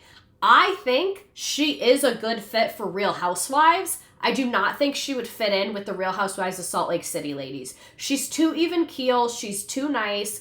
I think she would do well on the Real Housewives of Orange County. So if there's any Bravo producers that watch my stream, 1, please contact me. 2, that is an idea that I'm going to hand you. Next time she seems like she's into making a change, maybe do that. But like I said, the Salt Lake City ladies fight in a different way, but I think she is Real Housewives material. It's because I see why they asked her. Super successful business, messy backstory. Like, I could see it. I don't think it's like right on Salt Lake City, not because of Real Housewives, but because of the Salt Lake City cast. I just don't think she would mesh well or form genuine connections, but I do think she would on other franchises. So she was apparently the last cast member to join season 1. They have added on people later, but in season 1, so like the OG cast, she was the last one. She said that Macy recommended her, and Macy DM'd her and was like, do you want to film for this pilot? And she had her hair half done and like drove to the audition and talked to them, which is not surprising to me because you guys saw she's literally been trying to be a YouTuber for like years at this point. And she's doing the Facebook, she's doing Instagram, she's trying to promote her hair business, all of this stuff. So this is the trailer for season 1 of Secret Lives of Mormon Wives. I love the Mormon church, but there are a lot of rules that we have to follow. We were raised to be these housewives for the men, serving their every desire. Have kids by the time you're 21, or in my case, at 16. Well, I'm like this. Show me what you're working with. This is revolutionary. I created Mom Talk. It's a group of Mormon moms making TikToks. It started with Whitney, Macy, Michaela, and I. We're breaking a norm. We are trying to change the stigma of gender roles in the Mormon culture. That's what scares me. In the church, we have rules for a reason. Macy, I need you to twerk your ass off. Show me what you're working with. My goal was really just to be able to provide for my family. Who is currently the breadwinner at home? All of us. Really? That's right. We blew up overnight. 2 million followers, 9 million views. Whoa. It's been really crazy for us. And then it just turned into this whole group is swinging with each other. Wait, what? A Mormon swinging scandal has hit Utah. No one was innocent. Everyone has hooked up with like everyone. Taylor announced that the group was involved in soft Oh, swinging. Taylor. It was like There is a swapping Taylor in front of stream each in a other, couple standing weeks. next to each other. Now there's a fight for Mom Talk. You guys can't keep doing this. The drama's now with the husbands. The group is important to me. Being divorced and taking care of 2 kids would be kind of tough, so you make the decision. It feels like they're stuck in another era, and it's starting to tear the group apart. Online, it looks like we're all the bestest of friends, but we're not. Ooh, awkward. We're the most devout out of the whole group. And then there are others. In what way do you feel like drinking helps you be a better mom? Oh my gosh, what is happening right now? There's gonna be drama tonight. There's something in the air. 911, what is your emergency? Somebody is screaming, get off me. What's your name? Taylor. Taylor. At this time, you're going to be placed under arrest. I have a lot of feelings about that, and we will talk about that when we do the Taylor stream. We cannot get into it. Been lurking about what the Taylor stream will be penciled in my calendar so quick. Let me look up when it is. Sometimes fights are necessary. The gloves are off, baby. It is June 30th. I'm done. I'm out. Can the group even survive this? There's a whole story that we literally haven't told anyone. So that's kind of the premise of the show. And that was the original trailer. So what is Jordan doing at this point? Jessi is on a television show, running a hair business, vlogging, running a hair school, doing everything. The only job I could ever find of him was being manager of that solar energy company.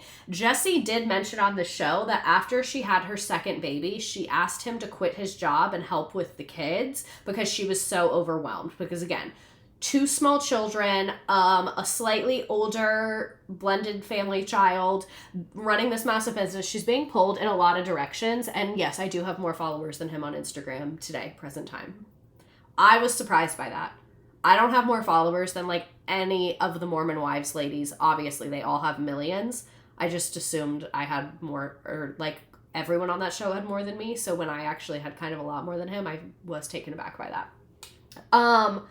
So anyway, I have a cracked out theory that ABC leaked the video to TMZ because they didn't have a usable season. I know it's insane and not the case, but my theory. You might actually be onto something, because that's the thing, is the pilot for Secret Lives of Mormon Wives was filmed way before the rest of season 1, and they started filming season 1 almost immediately after Taylor was arrested. So who's to say? So anyway, she asked Jordan to leave his job because she needs help with the kids, and she's making millions of dollars and he makes not millions of dollars, so why would you not be helping? So he did not help with the kids. They have a full-time nanny. He loves golfing and chilling with the boys. This is why I say he is a gold digger, and I think he literally like sought after her. And he followed in his wife's footsteps and is a part of Dad Talk, which is a lot of their gold digging husbands who make little videos online together. Dakota, Jace, Jacob, Connor, and Zach. I hate Zach and Dakota the most. Jace, I hate a lot, not as much as Dakota and Zach. Jacob, I am very neutral on. He has never done anything that I liked or disliked. Connor, I don't even know. Because, like, I think that their marriage is something I'm eager to see. I think they both are deconstructing Mormonism together. I don't know. So here's some pictures of her from season 1 on the show. Here's her with Jordan. She was not like number 1 main star of the show. This is from like a summary of episode 1. Jessi is a newer member of Mom Talk. She got her start building a hair. She joins discussing Taylor, the scandal, Whitney's return. She's very blunt and claims that she was at some of the swinging parties, but she never picked up a vibe. She said that her husband did pick up a vibe because some of the other husbands were like, oh, are you the jealous type? Basically, for those of you that don't know, before the show, a lot of these people were involved in a swinging scandal, and Jessi was not involved in the swinging scandal, but she was friends with them. So season 1 of the show, they're talking a lot about this scandal, and they were soft swinging. So basically, like, they would each fuck their individual husbands in the same room as each other and like make out with each other and stuff like that, whatever. So she said that she was never really a part of it, but that one of the guys had said to her husband, like, oh, are you the jealous type? And big thing on season 1, she does a lot of the girls' hair for any event, anytime they're filming. She does everyone's hair for free. They come to her salon, they get extensions for free. She is such a giving person. She is not the main star of the show at all. She is funny. Her and her husband seem chill and normal. We have no idea about the baby drama. All that gets told to us is, I was married, I got divorced, I remarried, we have 2 children, and he has a daughter from a previous marriage, and we are a blended family. So I assumed, because again, she's 30 and has 2 small children, Utah, she probably got married at 18, 19, was married for a couple years, got divorced, met this new guy, got remarried, etc., etc. It took multiple episodes for me to be able to tell her and to me apart. Same.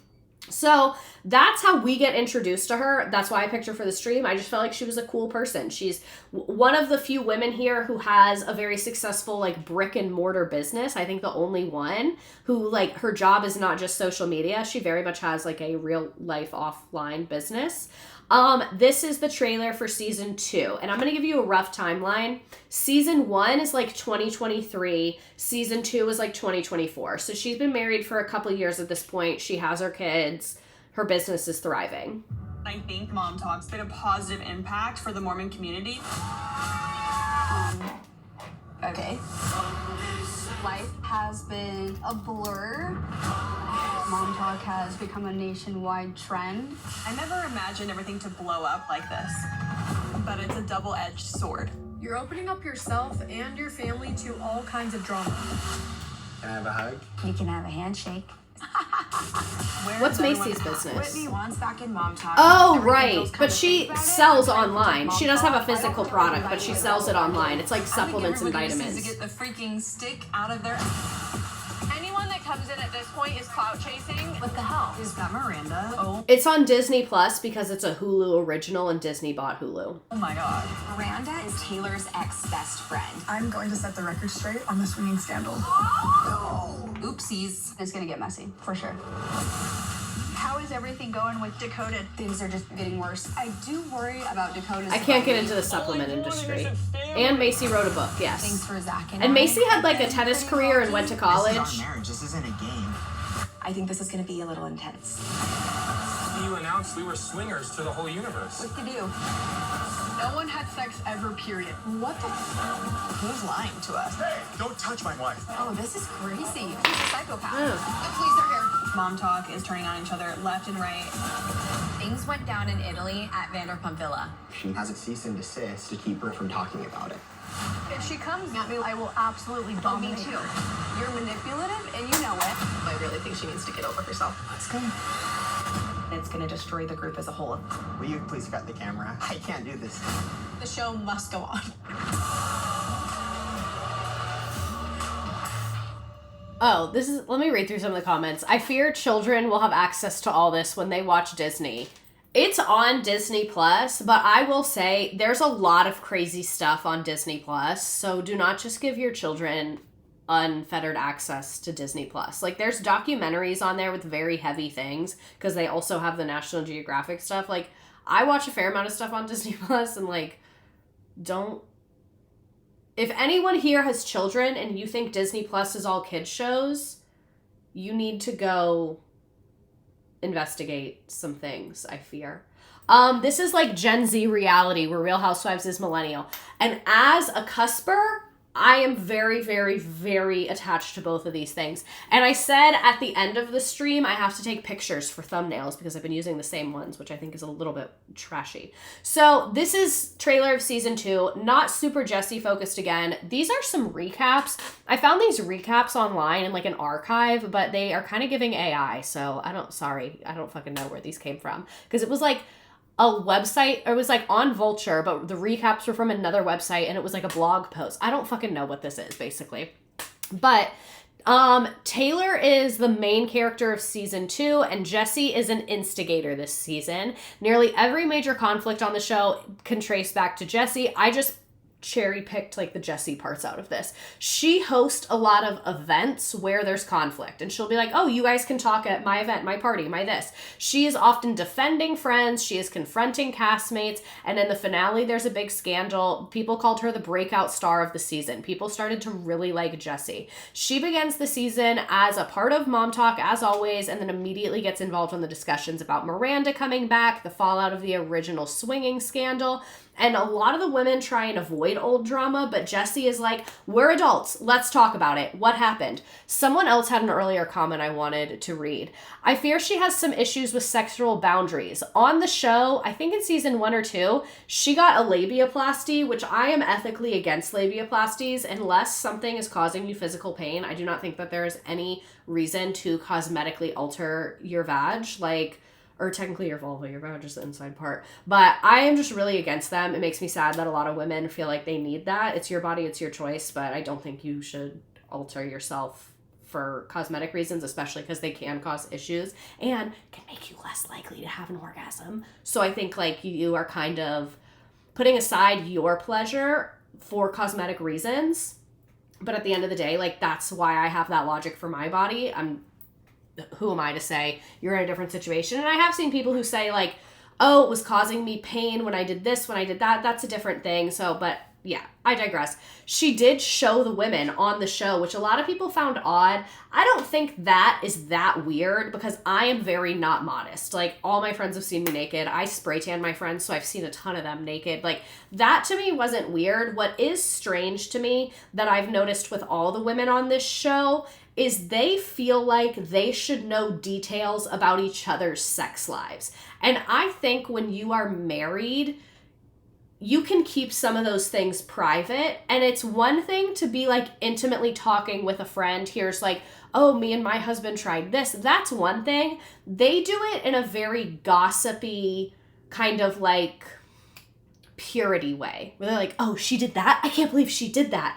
And that's what I noticed with Jessi, of not really having the boundaries around that and around a lot of the sexual shame and those things I find very interesting. So that's why I wanted to read that other comment.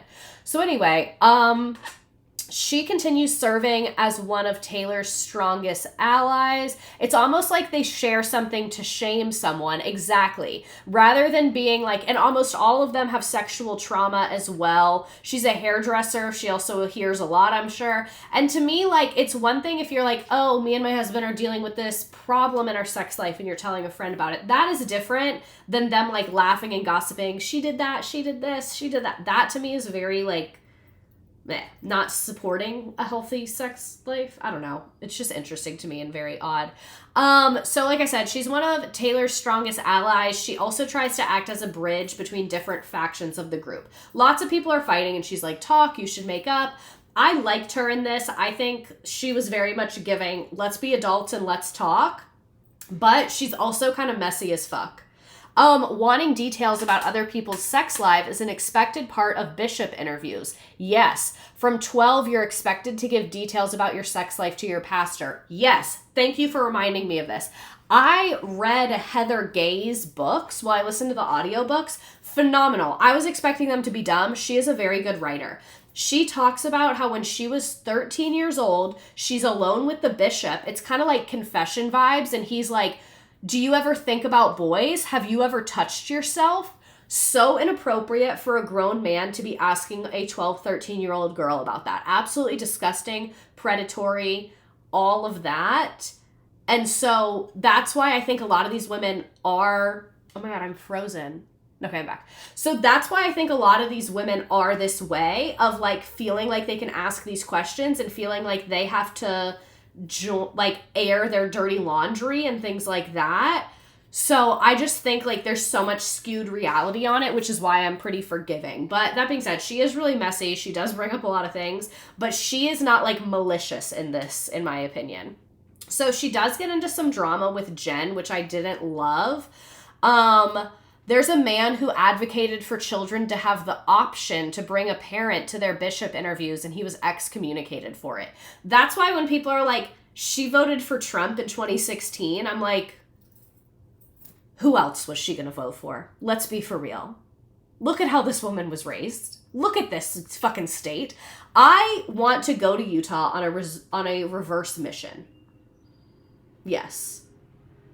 Wait, someone's in the TikTok chat. TikTok, you have to come to Twitch to participate. I'm sorry. But they said all plastic surgery causes less of a chance of finishing. I didn't say all. Getting a labiaplasty can affect your ability to orgasm because they're cutting off part of your, you know? It would be sus if she didn't have any drama on a reality show. Precisely. I was in second grade in Catholic school and remember my first confession, the priest asked me if there'd been any websites I shouldn't have been on. I'd be like, yes, I stole my mom's credit card and was on Webkins. So this is her drama with Jen. Jessi hosts a Halloween party. I don't know why this went in there 3 times. She hosts a Halloween party that kicks off a lot of the drama of the season. She basically...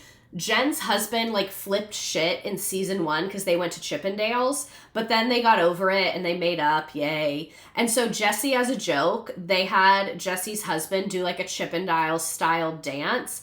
And this like got messed up somehow.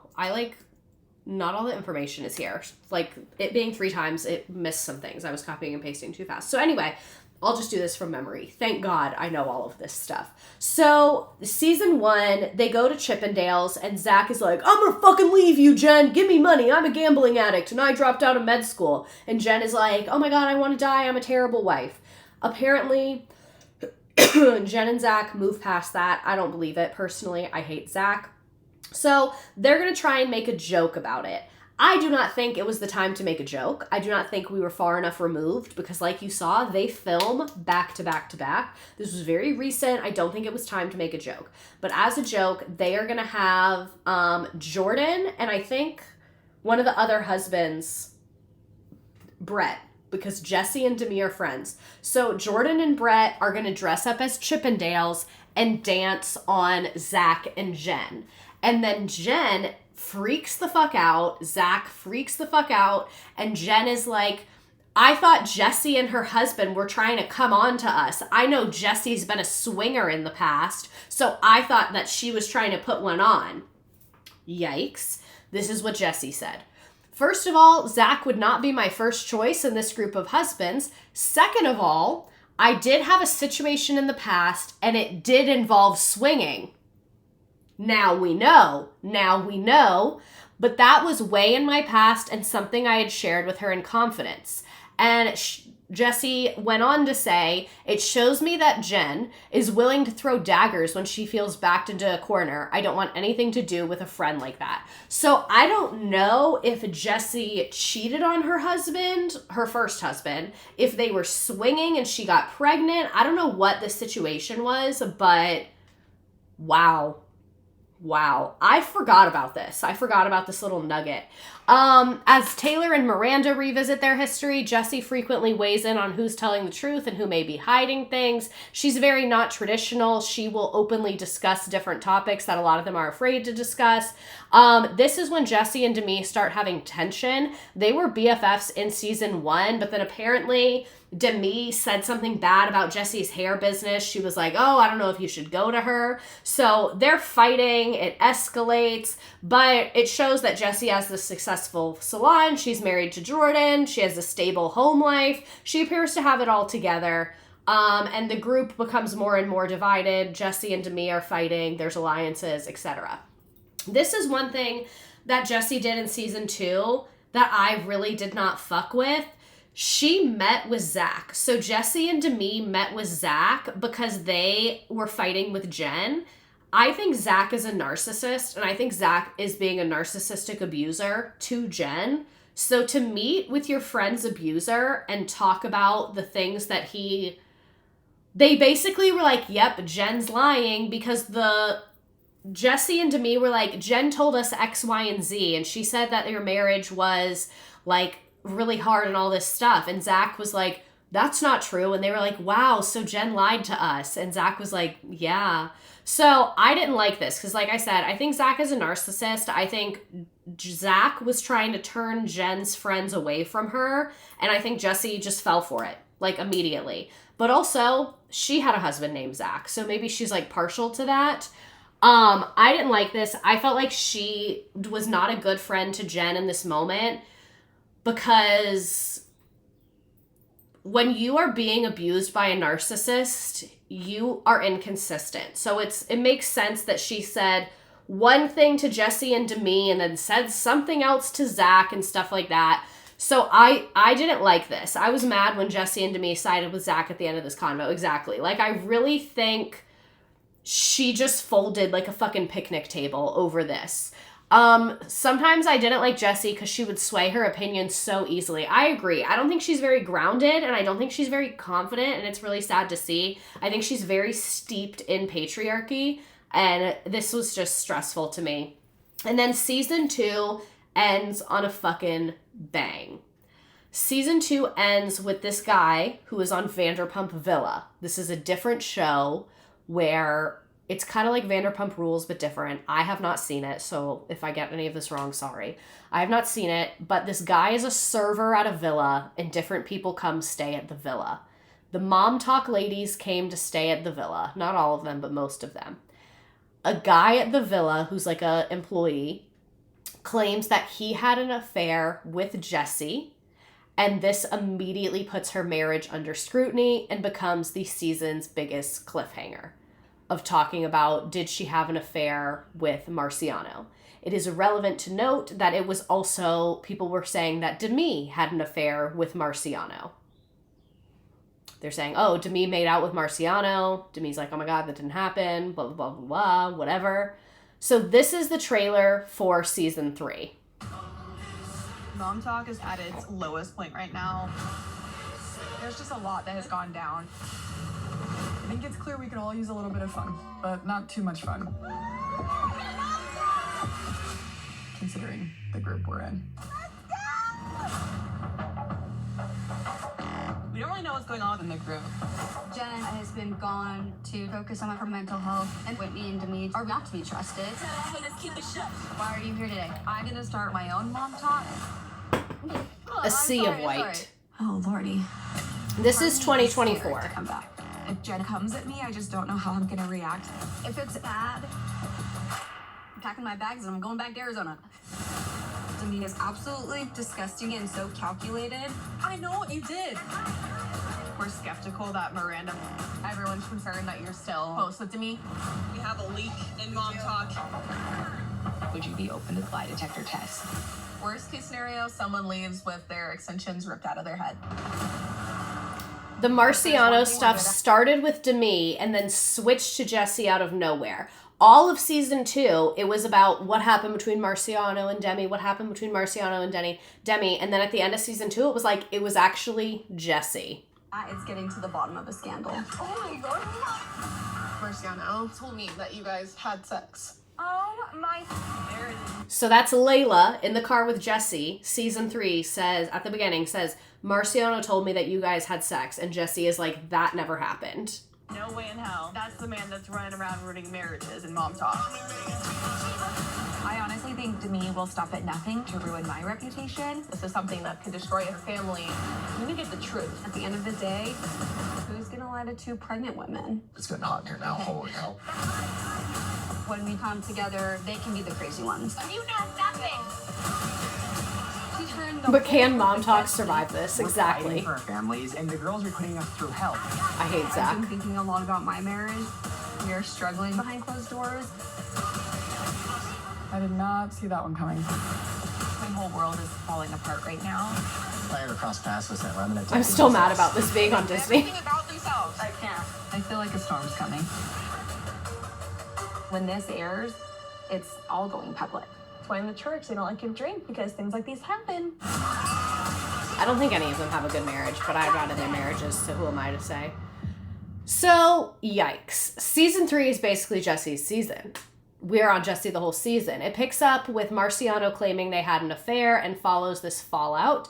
Jessi's marriage to Jordan begins falling apart as the affair allegations continue. Michaela and Macy are digging for answers about this, and the attention shifts to Demi, where they learn that Demi played a role in exposing Jessi's secret. So Demi and Jessi, who used to be besties, are now in a terrible, terrible place.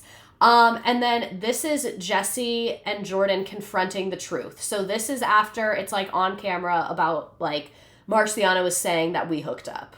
I filled Jordan in last night on everything that happened. He was obviously not happy. His first reactions were like, we're not talking about this. Like, I don't want to do this. And it reopened some wounds. But as we started discussing it more, he did agree that we're going to share this story and we're going to try to get through it the best we can. Hey, I just took the kids to school. How are you feeling after last night? Just wanted to chat and kind of like see where you're at. I just feel broken. Me too. I'm sorry. I'm the one that did that to you. I don't deserve to be treated this way. I don't deserve the deceit. I'm sorry for now how it's coming out. I don't know why I did it. Obviously we've had our struggles, but I think it has more to do with me, and I was being stupid and I was going through a lot I'm sick and I of made men. stupid decisions, and I'm really sorry for what I did to you.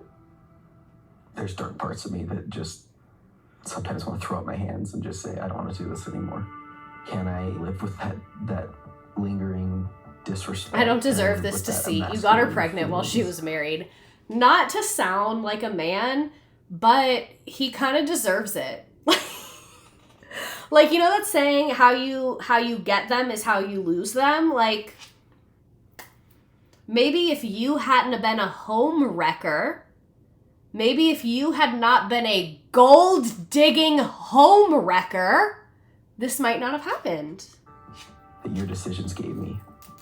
His narrative is completely changing now, and there are things that make me... So at this point, what Jessi admitted to is she was like, we did kiss. She was like, we were texting and we kissed once. Jordan and I were fighting, we were separated, and Marciano and I kissed. And Marciano's like, we had sex. And Jessi's like, that's not what happened. Question the story. I just want to reiterate that I've been honest with you about what's happened, and if there was more to the story, I would tell you right now.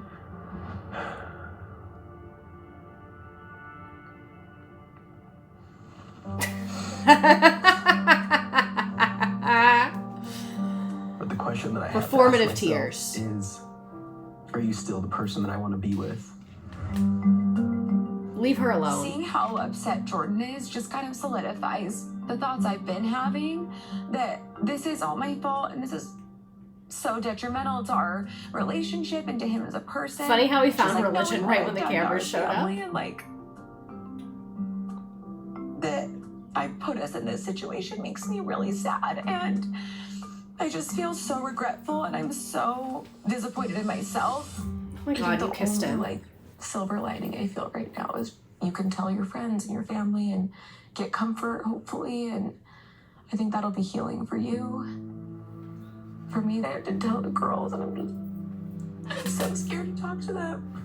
I'm really nervous to tell the girls about this because once this gets out, it's another scandal for Mom Talk, and that's really shitty because Mom Talk, we've been trying to get back together and like be a sisterhood again, and I feel like this is just gonna break things apart.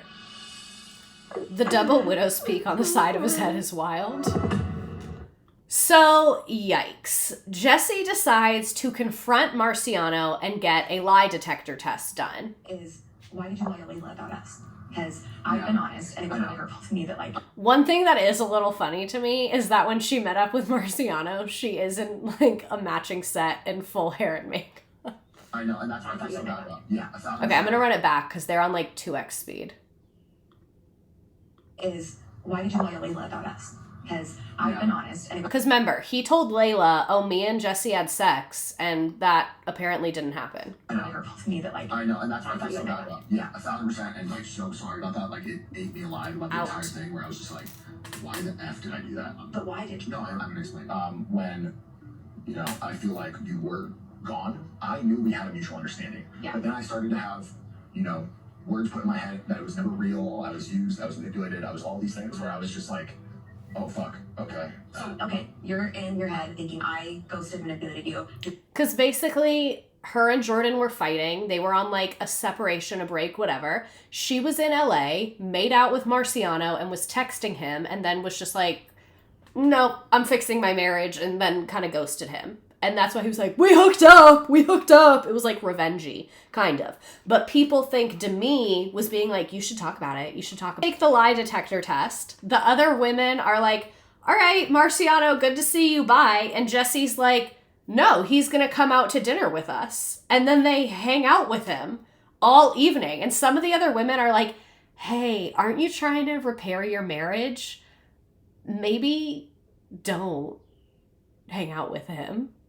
I hate how they made Jordan seem so likable and didn't show how horrible he is until after this came out. Kisses, have you ever had any sexual, physical contact with Marciano? No. Inconclusive. Wait, what?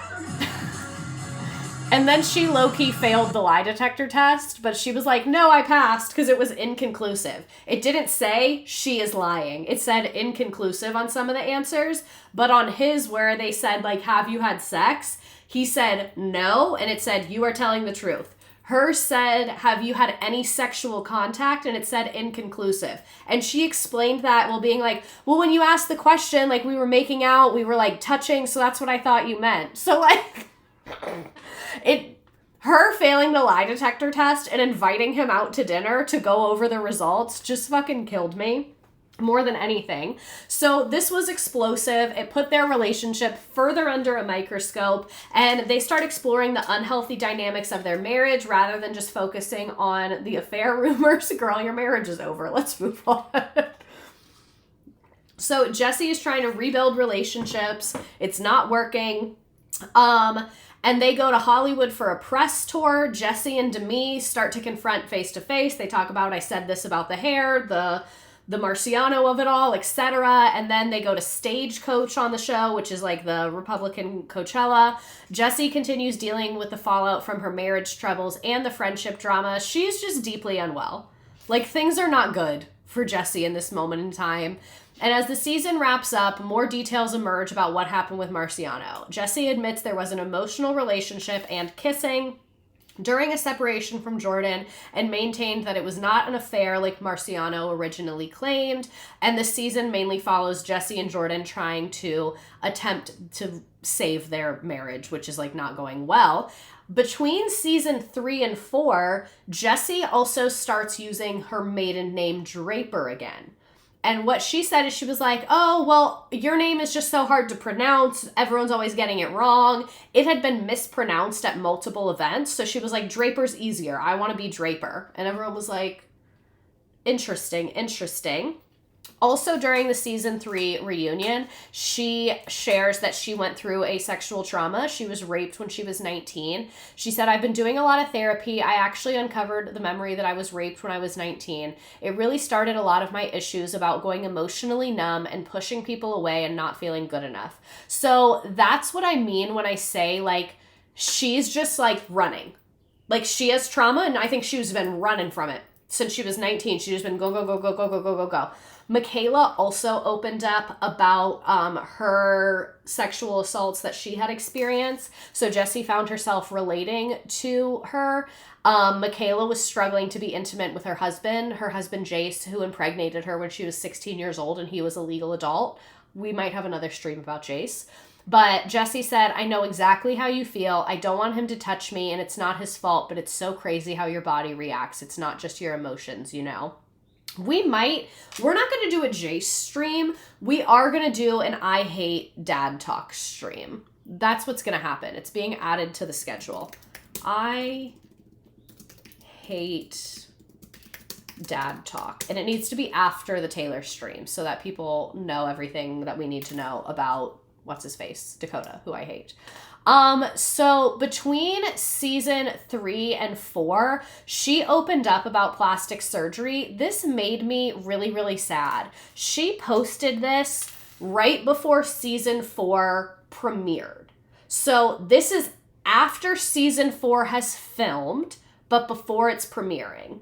Okay, you guys, I have not talked about my surgeries in a while because I don't want that to be the only thing that I get comments about. And a lot of people, when I was promoting this stream, they said, are you going to talk about our surgeries? Are you going to talk about our surgeries? We're not going to look at before and after pictures. We're not going to say which ones she needed or didn't need. I think this woman is deeply insecure. I think she's been through enough. And we have plenty to talk about. That's not her body. Only thing I wanted to talk about is what she herself has shared. And it was really hard because I did get a lot of hate. But I just wanted to say a few things because I've had to do press for season 4 the last few days, and I'm getting so much criticism about my looks. And I want to say rightfully so, honestly. I want to tell everyone that I am extremely unhappy with my results, and I didn't quite understand what I was getting into, to be honest. I went in for a lower bleph, and then I asked about an upper bleph, ended up getting that. Did not want fat grafting, to be honest. I just kind of listened to a suggestion, not really understanding what it was, what it would do, what the results were going to be, what the recovery was going to be. And I really wish I would have asked more questions. I wish I wouldn't have done it. I wish I would have said no. And it's my fault that I was like, okay, yeah, whatever you think. But at the end of the day, I wished that there had been more information. And it was also put in my lips, which I didn't ask for, didn't want. And it's made my lips really lumpy. I have one that dips. I'm getting a lot of comment about my lip filler. And I agree. It looks awful. My face looks terrible. I totally agree. I feel so bad I'm actually a lot more swollen today because I went and got Kybella in hopes to remove some of the fat. Fat grafting is extremely hard to remove in the face, especially. And I got Kybella hoping it'll somehow kill off some of the fat cells. And I'm really insecure. So I just wanted to hop on here and say that I understand that I look really different and I hate it. I really do. I look back at how I used to look. I watched season 4 and I'm like, damn, I looked really good. And I wish I could have seen that. I'm going to cry talking about it because I had such self-confidence issues, and looking back, I can totally see how I was blinded by those, and I was beautiful, and I wasn't able to say that a few months ago, and I can say that now. And unfortunately, I went way too far because of those insecurities, and I let things. I want to read some of the chat. I have tears in my eyes. This makes me so sad that another woman feels this way, and I literally want to jump through the screen and give her a hug because I feel so fucking bad for her. And oh my God, to be insecure is just like such a prison. This is really crazy because it shows how these women are conditioned to go along with everything, including going under the knife. It probably cost thousands of dollars too. She blames herself for so much. Like, this doctor was predatory. They saw an insecure woman, gave her multiple procedures that she did not ask for, that they knew she was going to say yes to. It is heartbreaking to me. Happened that I shouldn't have. And it's like the biggest learning lesson of my whole life that I'll never touch my face again outside of Botox. And I really wish I would have been able to see my inner beauty earlier. And I wanted to share this because I'm getting a lot of hate. And I just want to encourage you that if you're going to leave a hate comment for someone, please try to remember that they're a real human being and they have feelings and emotions, and they're probably dealing with, you know, that self-hate more hate than you could give them, you know? And also, I want to share this because any of you that have insecurities, I still do say that, like, if you have insecurities and you want to get something done, do it, but think about it long and hard and do your research and give it time before you do it. And I just think that it's important for everyone to know that, yes, I condone getting things done if you're unhappy, but I also am now learning that it's okay not to, and it's okay to be beautiful in your own skin and reach a level of confidence where you don't feel like you need anything anymore. And I wish I would have realized that before I did my last one. So just wanted to share this message because I've really been struggling. I genuinely feel like this last surgery ruined my life. And I know that sounds dramatic, but my whole life is my image. I am on camera, I'm on a TV show, I'm having to do press interviews, and now I'm getting ripped apart by everyone. And when you watch season 5, it's gonna be even worse. I look fucking hideous all of season 5, like I do. My face is swollen, my eyes look crazy, I don't look like how I used to, and I hate it, and I'm very self-conscious, and I'm dreading the next season after this one coming out because of how I look. And it's ruined my career in a sense because I don't feel comfortable doing anything. I don't feel comfortable taking opportunities, but I have to. I'm trying to push past it. I tried to just be brave and do press even though I don't feel confident with how I look. I'm filming this season not feeling confident, and I'm getting ripped apart, and it sucks because it's not what I wanted. So just wanted to share this message. Be kind, and also, you don't need work done. You're beautiful. Like, do you guys see why I'm so, like, protective of her? That hideous comment hurt my heart. Like, the way she talks about herself is heartbreaking to me. This is from her post, but I found it in a People magazine article. She said she spent $25,000 on cosmetic procedures. She has had 4 breast surgeries, a labiaplasty, nostril reduction, the upper and lower eye thing, and a facial and surgery, under eye skin pinch, and fat grafting. She has had so much work done to her body and her face. That doesn't even include the veneers and the other stuff.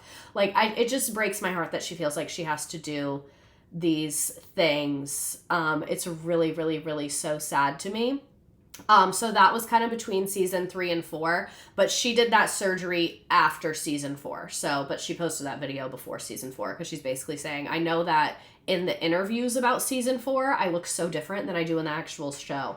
And the recovery is a lot. That's what really turns me off. Like, full disclosure, I was thinking about getting a breast reduction because, like, my back hurts, none of my clothes fit, etc. I decided not to do it mainly because, 1, for a lot of people, they come back. 2, the recovery seemed awful. 3, I started working out a lot more and it improved my posture, which dramatically resolved my back issues. So it's like not even on my radar anymore, but it was a thought that crossed my mind. I never even went to a consultation. I just like did research about it. And when I saw how intense the recovery was, I was like, people are just getting these. You can't lift your arms above your head for 6 weeks. And that's true of a boob job too. So this is the season 4 trailer. I feel like something's coming. I think we all know what's coming. You guys ready? We're starting with a prayer. Oh, we're not. Everything has just been blowing up. Taylor is going to be the Bachelorette. Saying that out loud is crazy. I have my book tour, which I'm so excited for. I like Macy. New York Fashion Week. And I'm finally official with my boyfriend, Mason. Also, I have a cute little newborn. Whitney and I are on Dancing with the Stars. Hello! Oh my god. I think it's concerning that your picture is bigger than Jesus. What about Demi? Has anyone talked to her since the reunion? Maybe I have a new career in the works. That's where the magic Just happens. wait. True colors. I don't like Demi very much. Yeesh. It's been a year since I broke up with Dakota. It's time for me to do whatever I want to do. with whoever I want to do. Taylor has a guy on his way over. Hey, what up, Brody, yo? Taylor does things to see if she can have control over me. I'm not good at dating. You're about to date 30 people at one time. Release the Bachelorette. Everyone is going after their dreams, but it potentially could pull us apart. Social media Jen, reality TV Jen. I'm freshly postpartum. I don't have time for this. I know that it's going too far and I can't stop. None of my friends and family like you. This is why your wife's sleeping in a Hyatt every 2 weeks. Are you just done with the show altogether? What's happening right now isn't working. Brand deal, events. We might be hitting that breaking point. Taylor! No. Is she gonna be a pregnant bachelorette? It's going to be chaos. Heartbreaking for Layla. Lord. So, yikes. I have to sneeze again, it's happening. Multiple times in season 4, it was pointed out that Jessi would have this giant purse. This purse is comically large. And the other women on the show said, when Jessi has that purse, we know that that means her and Jordan are fighting and she left the house to go sleep at a hotel. So Jessi is living out of this purse. Jessi is running a multi-million-dollar business.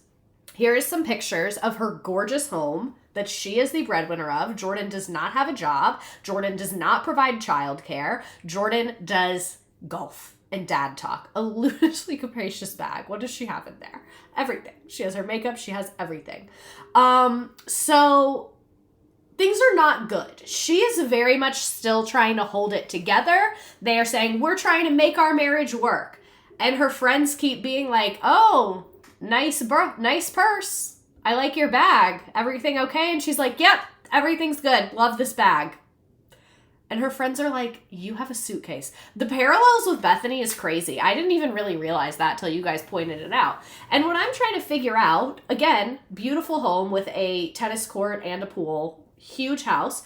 I'm trying to figure out why she is at the Hyatt and Mr. No Job is at her nice ass house. That's not really adding up for me. What's going on with that? So let's get into season 4. Jessi and Jordan are struggling. The rest of Mom Talk is focused on new brand deals, new babies, Dancing with the Stars. And Jessi is like, I'm at a breaking point. My marriage is hanging by a thread. She tries to repair her friendship with Demi, but also the group is learning how bad things are getting with her and Jordan. And as more details come out, Jessi explains that she and Jordan are constantly fighting. They struggle to communicate, and she starts openly saying, I don't know what's going to happen. I don't know if our marriage is going to be okay. And one of the reoccurring themes is Jessi often has to leave the house and go to a hotel to get space. And the other cast members reference how often she's sleeping at hotels. And Jessi tells the other women that her and Jordan have been fighting every single day for years at this point. So for multiple years, at this point, they have been married for about 5 years, and they are fighting every single day. If she had a single real friend, she wouldn't be staying at the Hyatt. They all have amazing houses with guest rooms. I don't want this to sound like it's her fault.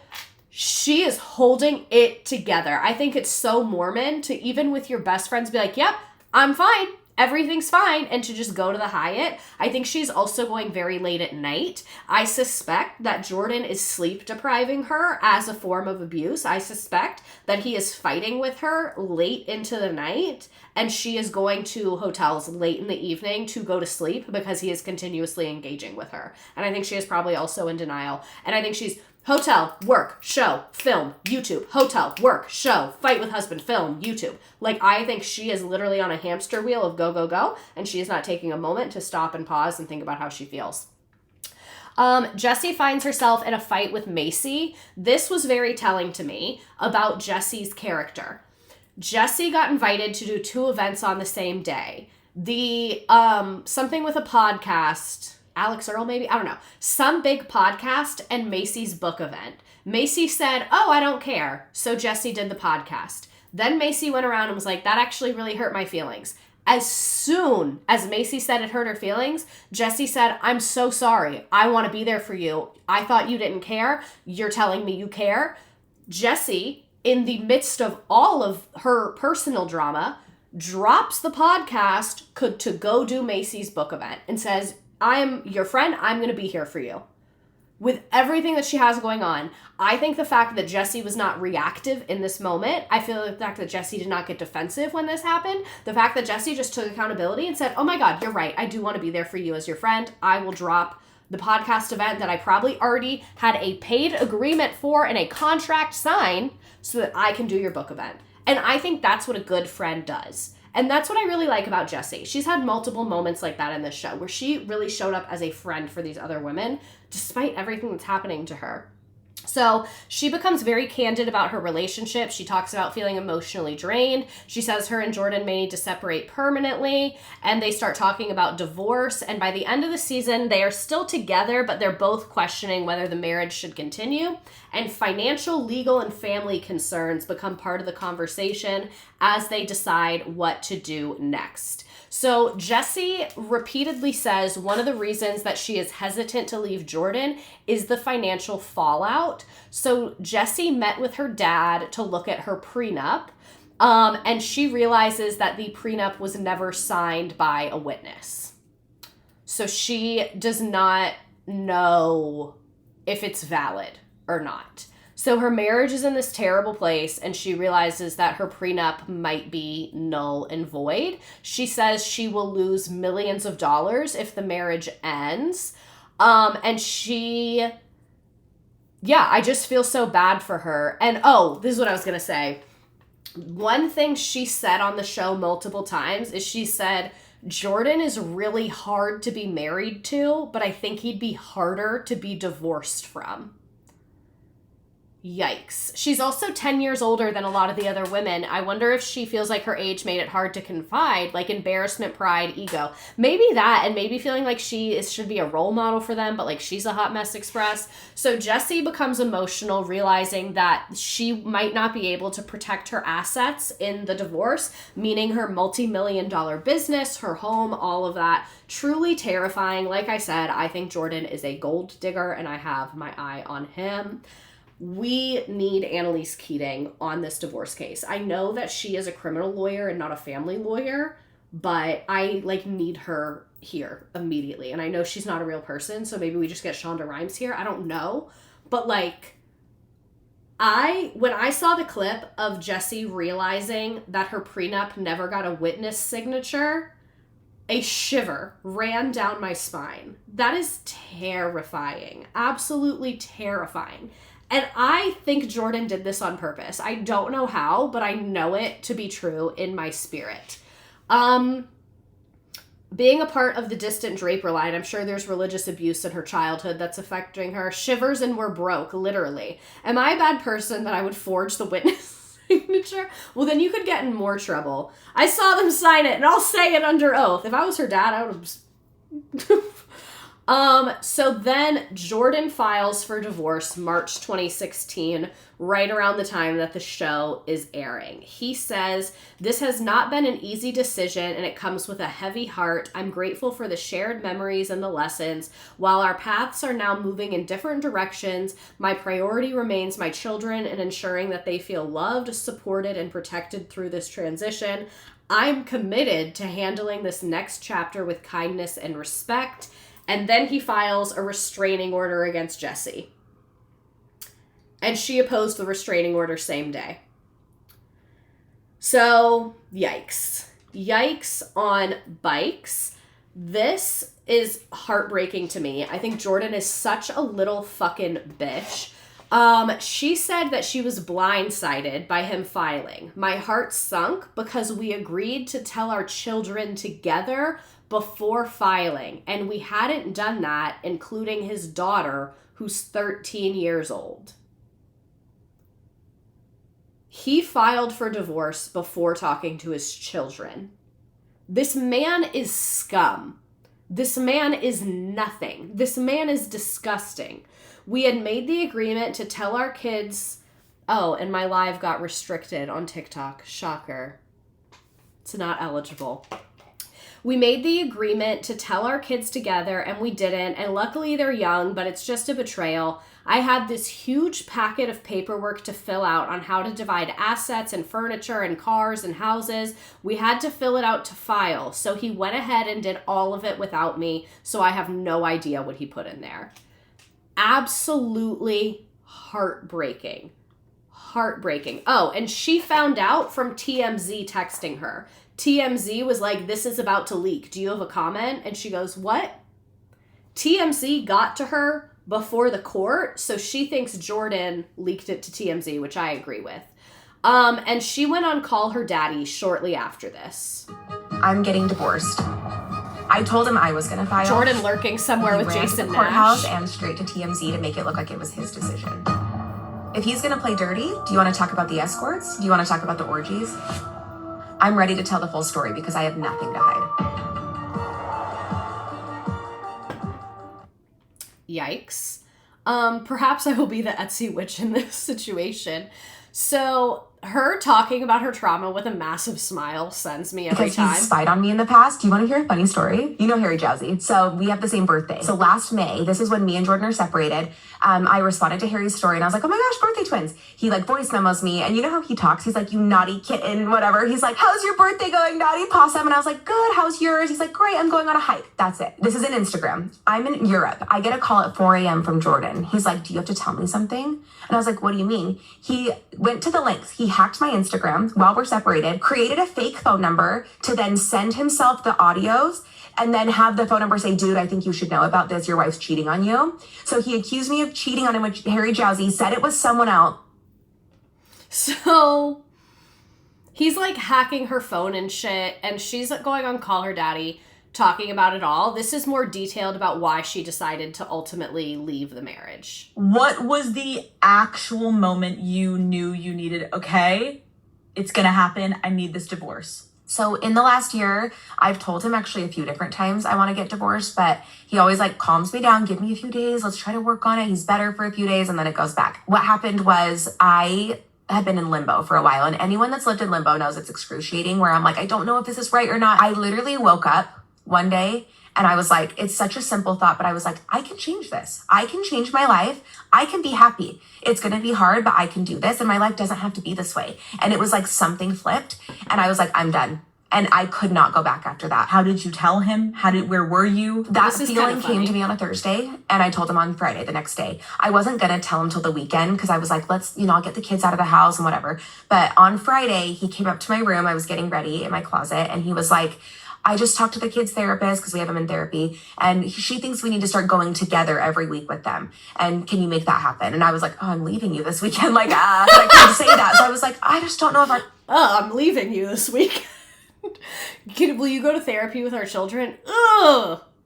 If our schedules are going to work, like it may work if you take them and I take them. And he was like, why? The kids are the most important thing. Like, why? And I was like, I want to get divorced. I just said it. And he was like, okay. And his emotions were like calm, then mad. And then he kind of gaslit me and was like, you're not healed enough. That's why. Like, you can't love yourself yet. So you need to figure that out first. And then you'll realize this isn't what you want. And then he was like, you're cheating on me again. And I'm like, it was all over the place. And I just had to be like, Jordan, like, I need you to know I've thought about this every single day for the last 4 years. And I'm choosing myself. And, we fought a little bit, but he finally understood. He's like still talking to me. And it kind of got to a point where he was like gaslighting me and stuff. So I finally was like, this is how most of our fights are. I'm like, I'm leaving. I need you to stop. And he literally followed me downstairs and I had to like get in my car and drive off. And then did you sleep in the house that night? No, I have not been back since. I've been back to see the kids. I did sleep there one night actually, other than that, I've been at a hotel. How was sleeping there that one night? This is where actually I think a lot of women will relate. So I was in a hotel and I had a girls' night with my friends. This was maybe 2 days after I left. And we were drinking wine and just talking about it. And I was like so sad. And I could not sleep that night. And at 4 a.m., I was like, I'm Ubering home. I want to be with my kids. I want to be in my house. I just felt so like I didn't have a home. I was like so misplaced. And I went home and I went into the bed and he was there and I ended up having sex with him. I was like, okay, but if I do, this doesn't change anything. And he was like, it won't. And I did. But literally, I'm so glad I did because after that moment, I was like, nope, never again. It was a good closing of the chapter. Like, I love how honest she is. She's like, I did fuck him, but it gave me a lot of clarity that I definitely never want to fuck him again.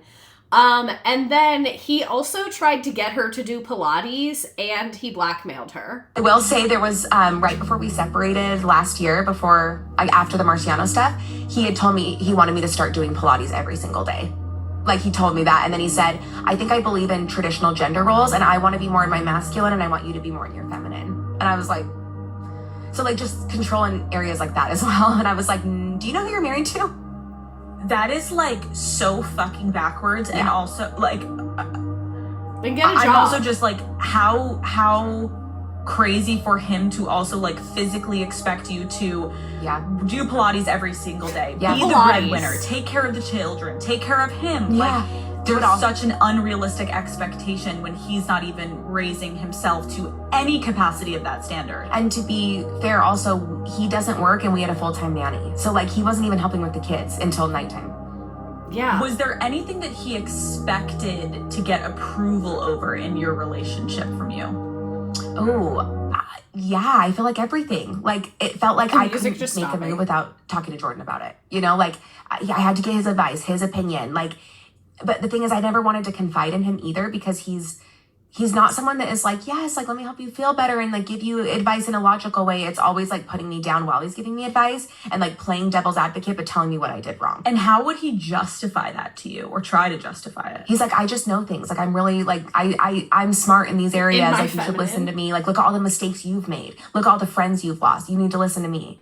And what do you have, Jordan? And now that I'm saying these out loud, I'm like, this is weird. No, it's not. First of all, do not feel weird or shame or embarrassed. Like, I think so many women relate to this. It's more, I'm cringing at him because of like the self-righteousness that these men have over women. Jordan has dad talk, it's like, but dad talk is home, nothing. You're the breadwinner. You're the one that's working. You're the one that was on mom talk. We'll get to dad talk. Don't worry. Yeah.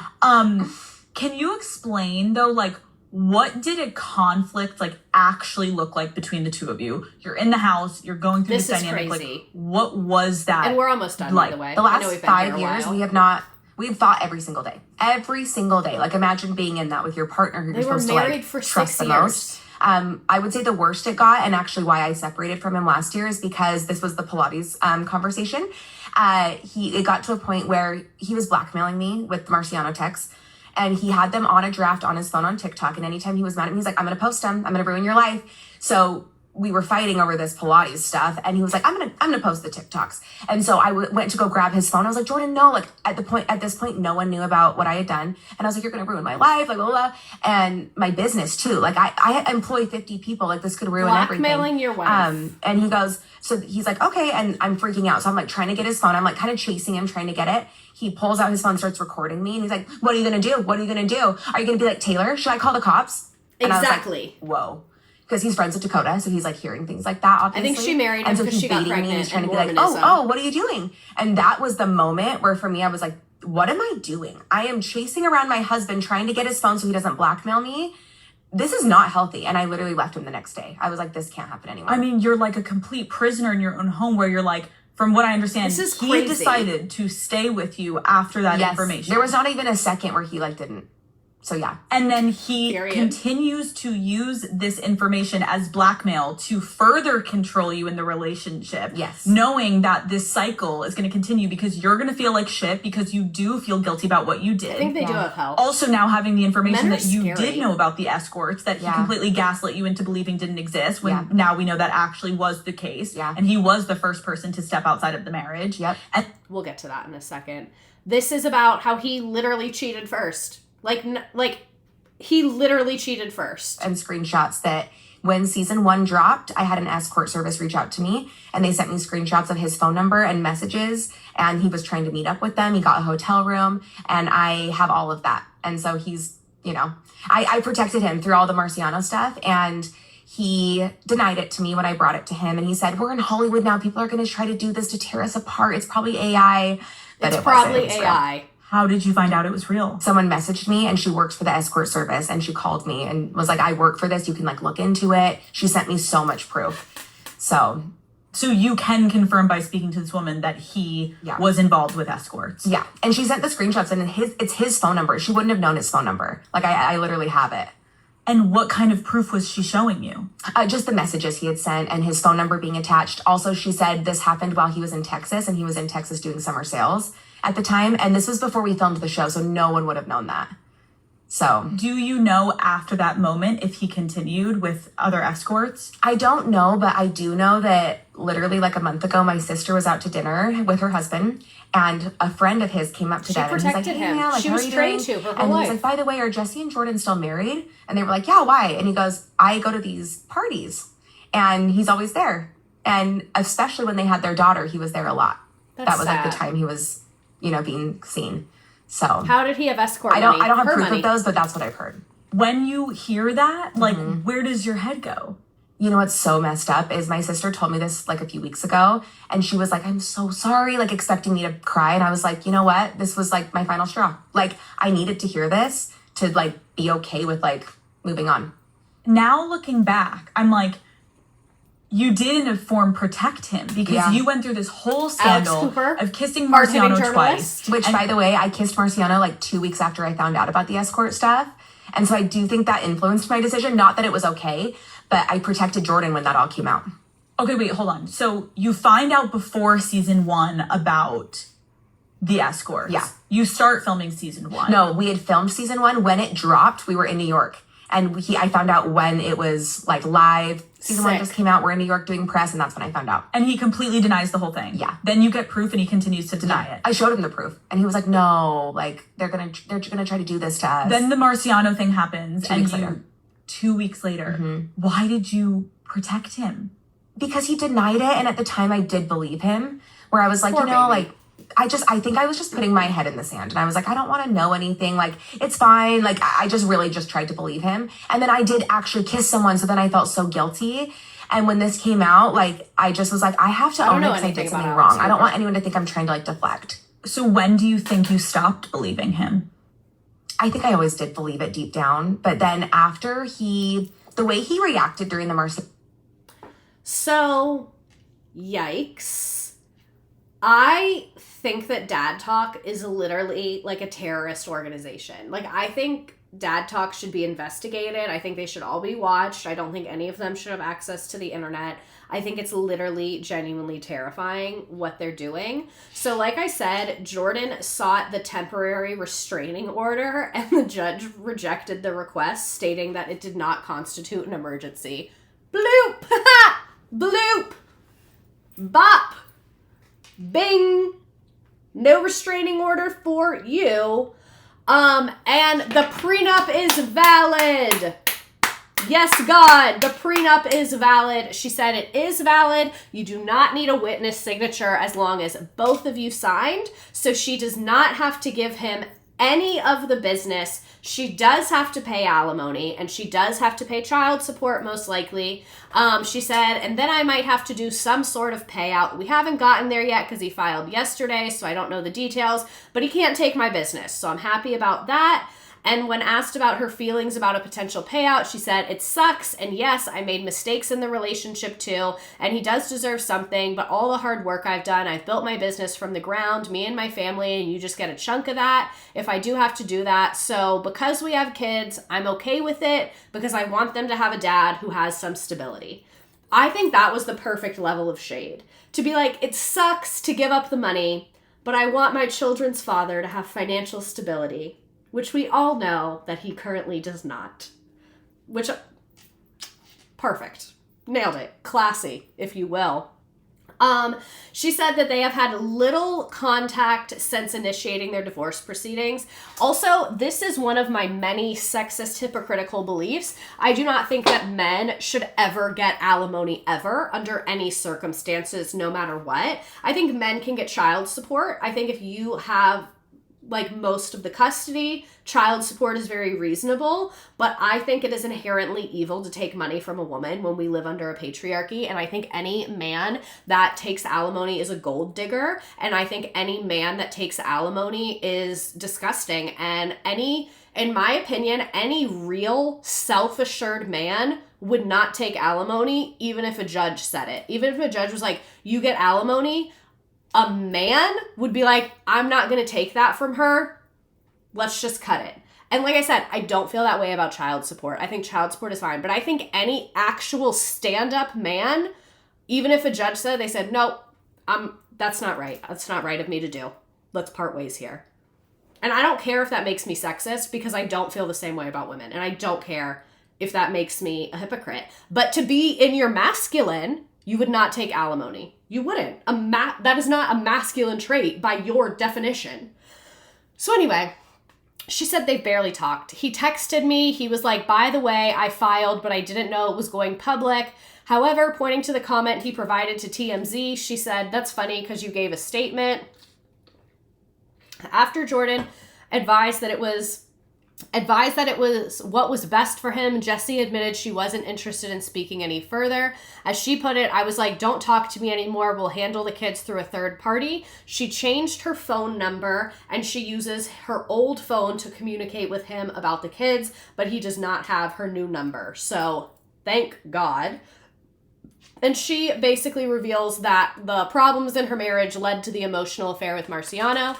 She said, I felt so trapped in that marriage. I couldn't do anything right. I was so beaten down emotionally. I was so unhappy, deeply unhappy. I felt trapped, not only with my money and my business like you saw in season 4, but he also made me feel like I couldn't leave. I was just really, really upset. I met Marciano and it was the first person who was nice to me and told me I was cool and pretty and fun and that I was worth something. And I just remember being like, oh, this is how a man should talk to you. And even though Jessi knew she shouldn't have engaged in an intimate relationship, she admitted that she knew it might lead to the end of her marriage. I remember thinking, if I do this tonight, just kissing him, it will be a reason to be done. It'll give Jordan a reason to leave me. Like, I could be free. Even if it was me that did the bad thing, I was like, maybe this could end it. Like, wow. That is so telling. I can't imagine fighting and considering divorce every day for 4 years. No, for real.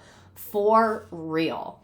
And then April 2026, she moved into a new home and they sold their old home. So they sold that big ass house and she moved into a new house and she said, I have the best people in the world. My sisters stocked my new home with food and all the essentials, helped me unpack and organize all day. Grateful to have family and friends that remind me that even though I'm not perfect and I make mistakes, I'm worthy of being loved and I'm just a human being like everyone else. Here's to a new chapter, which I think is such a good outlook.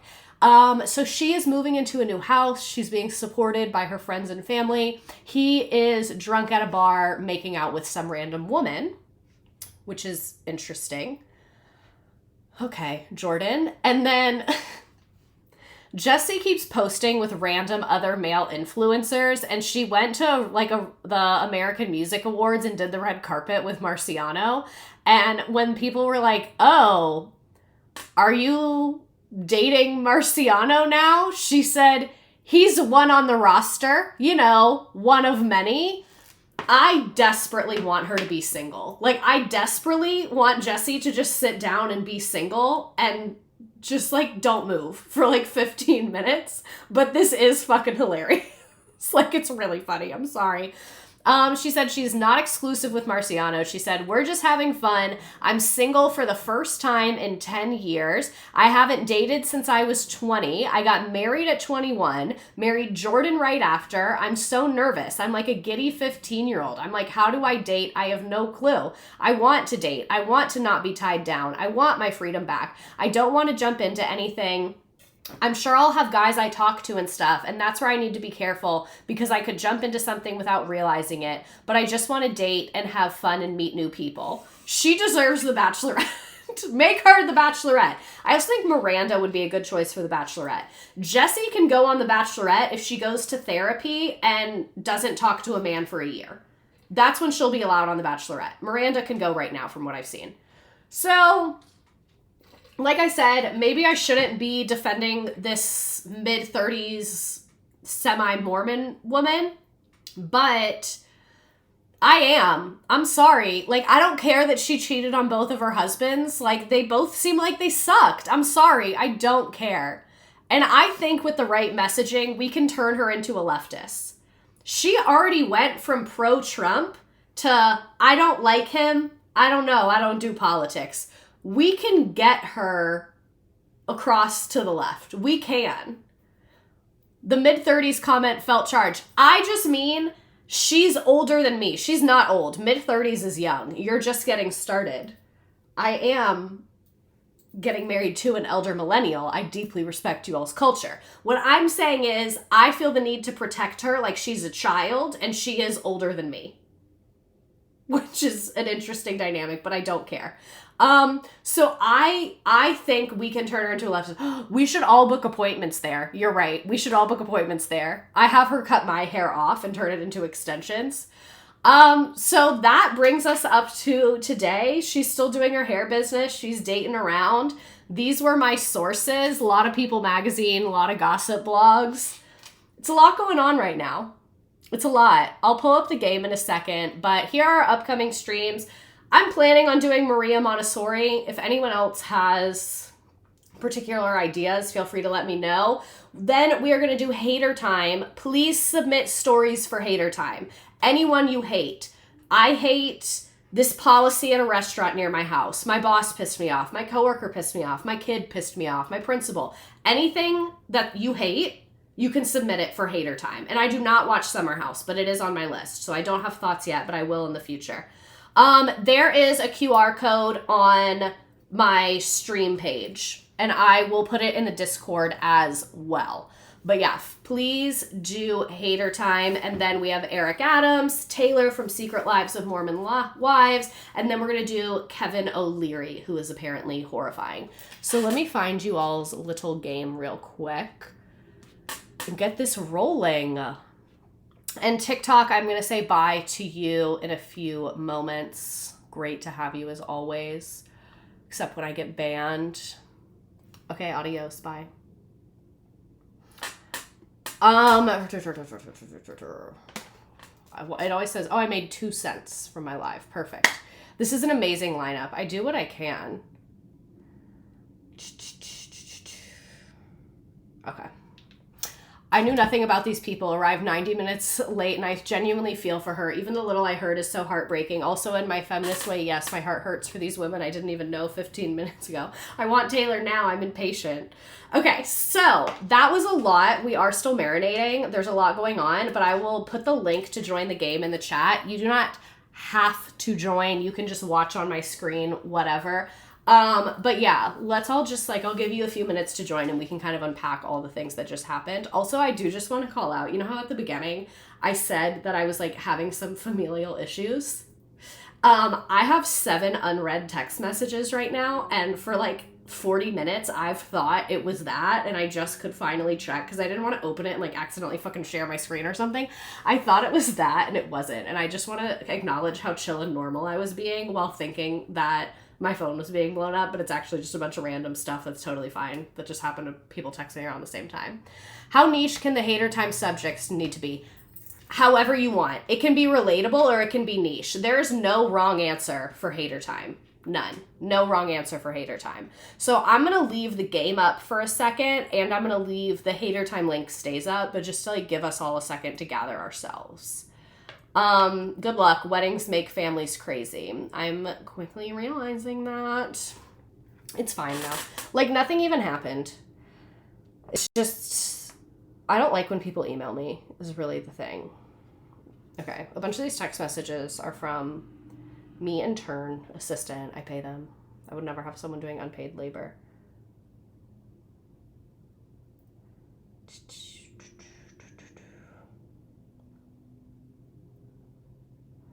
Merp. I need to send her those things. I'm a terrible emailer, I know. And then they stress me out a lot.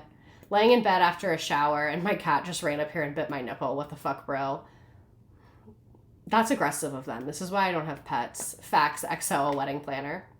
Yeah, our wedding planner rocks though. I do love her. She is my girl boss. Truly.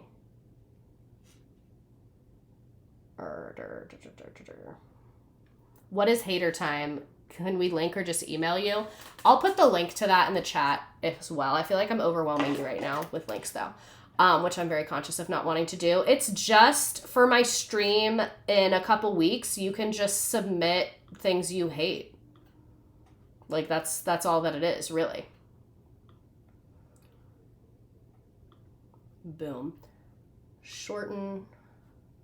So, Hater time link, and I'll keep letting people join the game. I had a friend ask me to be her maid of honor, then blocked me for not getting an abortion. Wait, what? You paid her an extra grand to be a massive bitch, right? Low key. She had multiple packages, and I got one of like the higher ones. Shout out to my queen girl boss mother-in-law for paying for that. Love her.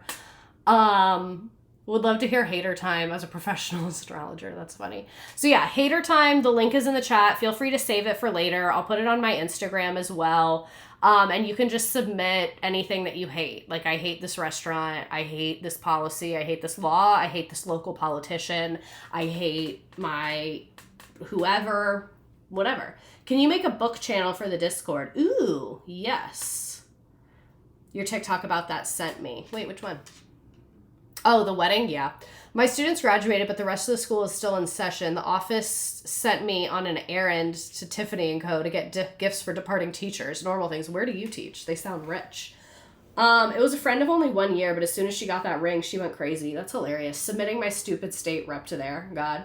Okay, so people are still doing their hater time thing. I'll give it a couple seconds, and then I'll start the game. I know I gave you a lot of homework today. But you can always do hater time later. Like, I sent you the link. You can save it. And I'll put it in Discord right now, actually. And if you want the Discord, it's on my website. I've already sent you too many links. I believe in you. You can find it yourself.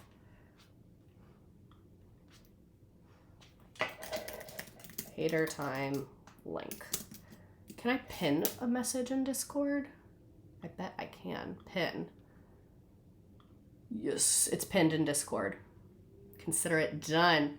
Kevin O'Leary's data center is my hater time. That's funny. What doesn't go in the Discord? Anything can go in the Discord. I mean, don't be weird. Okay, I'm gonna go ahead and start the game. What if hater time makes us too mad? This is my chill fun time. It'll be okay. I believe in us.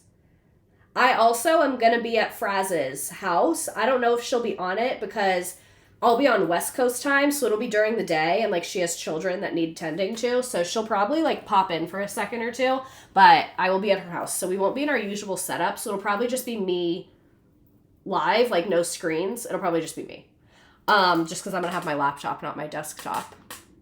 What sign are you? I am a Capricorn, but so I'm a Capricorn, but like the rest of my chart is in Aquarius. I have so many signs in Aquarius. I don't remember which one. I have a very similar chart to Britney Spears, apparently. Okay, so this is our little trivia game. I will send the link in the chat one more time. This is just for funsies. There's no prize except for bragging rights. Oh, I don't have CoStar. I had it and then deleted it. I'm not into like the apps and the notifications. So anyway, this is our little trivia game. You can join and it will ask you for your name. It will come up on the screen. You can just put something funny. It shouldn't ask you for like a email, a login. If it does, you shouldn't have to do it. You shouldn't need an app, but I'll give you a couple more seconds to join. Ooh. Watch the recent videos with Fraz. It's so much fun. I think so too. I like that we're doing like strictly video now and recording in person together. It's a lot more fun for both of us. Missed the first hour, but I'm feeling delusional. You might be okay. Oh, you're welcome for being a teacher. I'm kind of slacking these days. Would love to know what your Mercury is. Let me look. Because I took like a screenshot a long time ago. So give me a few seconds and I'll find it. But don't wait around. I might not be able to. Okay, no one's joined the game in a second, so I'm going to go ahead and hit start. If you don't want to join, you can see it on the screen.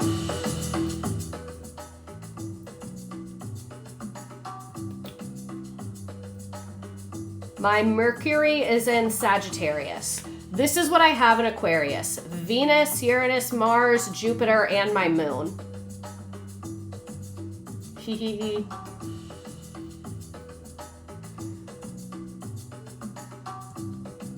In this house, we stand her forever. I speak like a Capricorn, especially when I'm complaining. A lot of people have said that to me.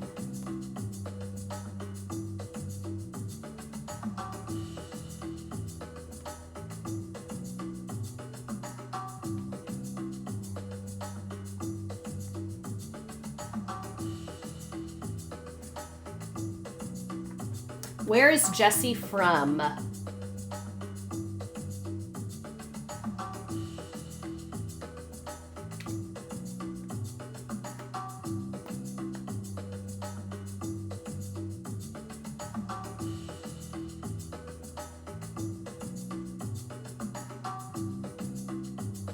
She gives Texas vibes, but they all do with the extensions.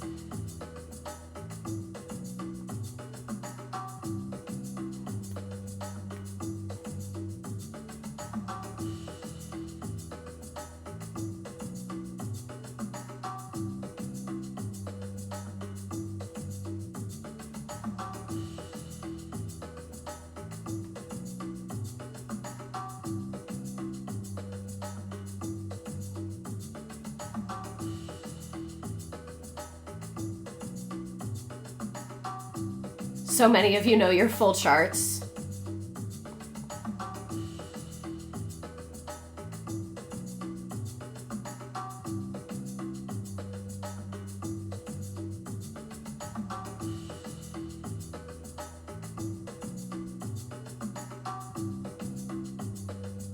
Sorry, I'm trying to girl boss. I'm being a bad teacher for you right now. When did she first announce her divorce?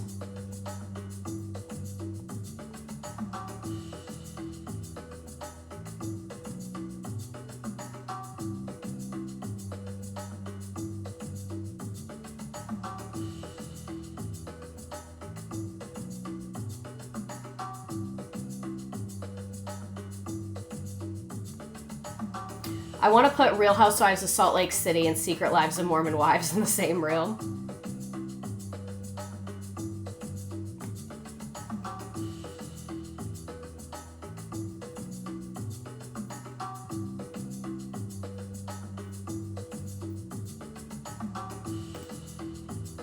My head is itchy. I washed my hair yesterday, but my head's always itchy. Honestly, I just scratch it a lot. I think it's like a nervous habit, the way some people bite their nails, and I think that makes it worse. Also vibing with the Capricorns. Yeah, I know I'm logged in. Obviously, I'm logged in. That's how I'm in. They couldn't handle weather, low-key.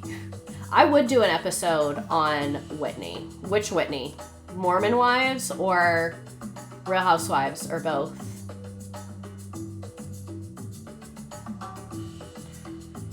Urgh.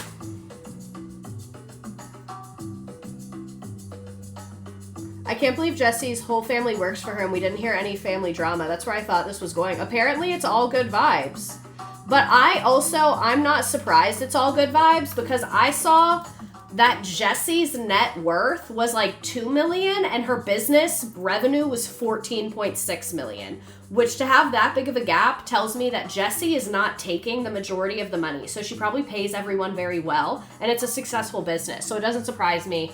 It seems like she treats her employees and her family pretty well.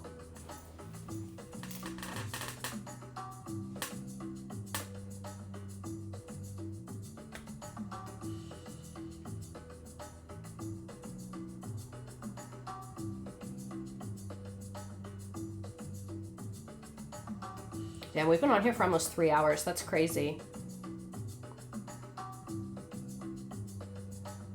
They're a giant family name, so they have to be functional.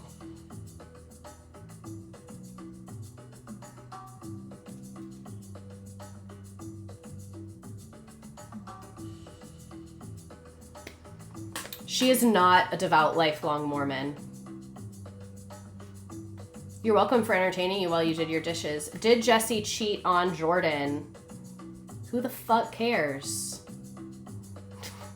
Sorry for baiting you on this one.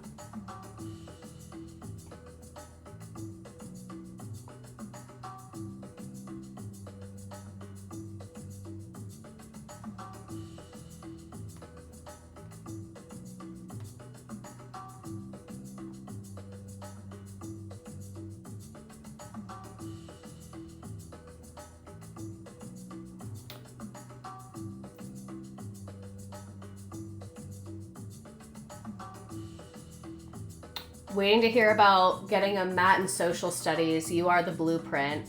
My MAT isn't in social studies. It's just in secondary education. But like my certification is in social studies. I don't really know. My master's, it's like cool because I like got my certification and now I will like make more money if/when I re-enter the classroom. But what's like not that cool is I didn't really learn that much, which is interesting. Why do we hate Jordan? All of the above.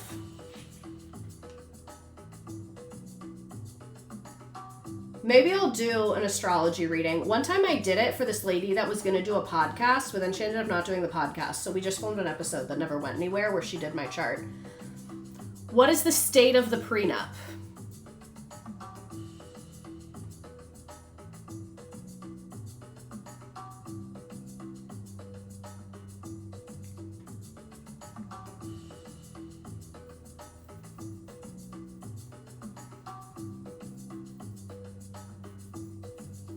Do you believe in psychics? Yes, but I think the vast majority of psychics selling services are scammers, is my stance. Lizard Beth, an empty school parking lot, Scott Disick Waro, Saturn Cat, Blobfish, Trish Apologist, Jay-Z Styles, Jessi Stays Messy, Jay-Z Styles Parking Lot, Meg Loves Jay-Z. I will scroll through the rest. Mean Lesbo, good to see you here. Joined late in guessing. Jesse Draper's Tinder account. Nice job. All right, I am only going to stick around briefly because we've been here for way too long tonight, but I just felt like her story was crazy. We had so much footage, and I really locked in making this, and this was a really, really fun time for me. Yes, I loved this. Thank you for being here. There's lint flying everywhere. Thank you. I will not forget to take my pictures. Are videos okay for hater time? Yes, as long as they're not weird or gross. You can probably submit them as a Google Drive link. It's not going to let you upload a video into that form. If I turn that on, then everyone has to log in to see the form, and I don't like that. So you can put it in Google Drive and send a link. So you will have to do a little bit of legwork to do it, but yes, you can send a video. Every time I hear Dad talk, this is a crisis. Thank you to whoever pointed out that her and Bethany are actually like really coded similarly. Like, they're both girl bosses. They both have had horrible relationships. They've both been married twice. Like, it's really just a lot. Men assuming a woman's success is to be shared. I literally hate all of them so much, and they all look kind of exactly the same to me. Like, they all look like brothers, and it's terrifying. One of my favorite streams ever. I'm glad. Have you watched The Secret Lives of Mormon Wives when the police show up to the Halloween party? That was funny. I forgot about that. So for those of you that did not know who she was, I hope this was interesting to you. And for those of you who did know who she was, I'm sure you learned something. I'm sure you learned something. Jordan has a lot of opinions for someone who looks like a South Park character. I learned, exactly.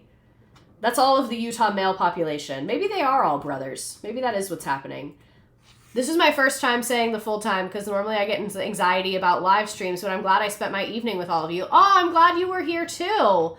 I never watched. Most of my knowledge of the Mormon Wives is from Dancing with the Stars. I learned she's my favorite. Has anyone checked on Sheena? That's the $1 million question. Well, thank you so much for being here. Sorry we were here so long. I will see you next Tuesday for Maria Montessori. I love you so much. Bye. Thank you to my people who completed the pipeline, who found me on TikTok and then went to YouTube and then to Twitch. And if you came straight from TikTok to Twitch, love you for that.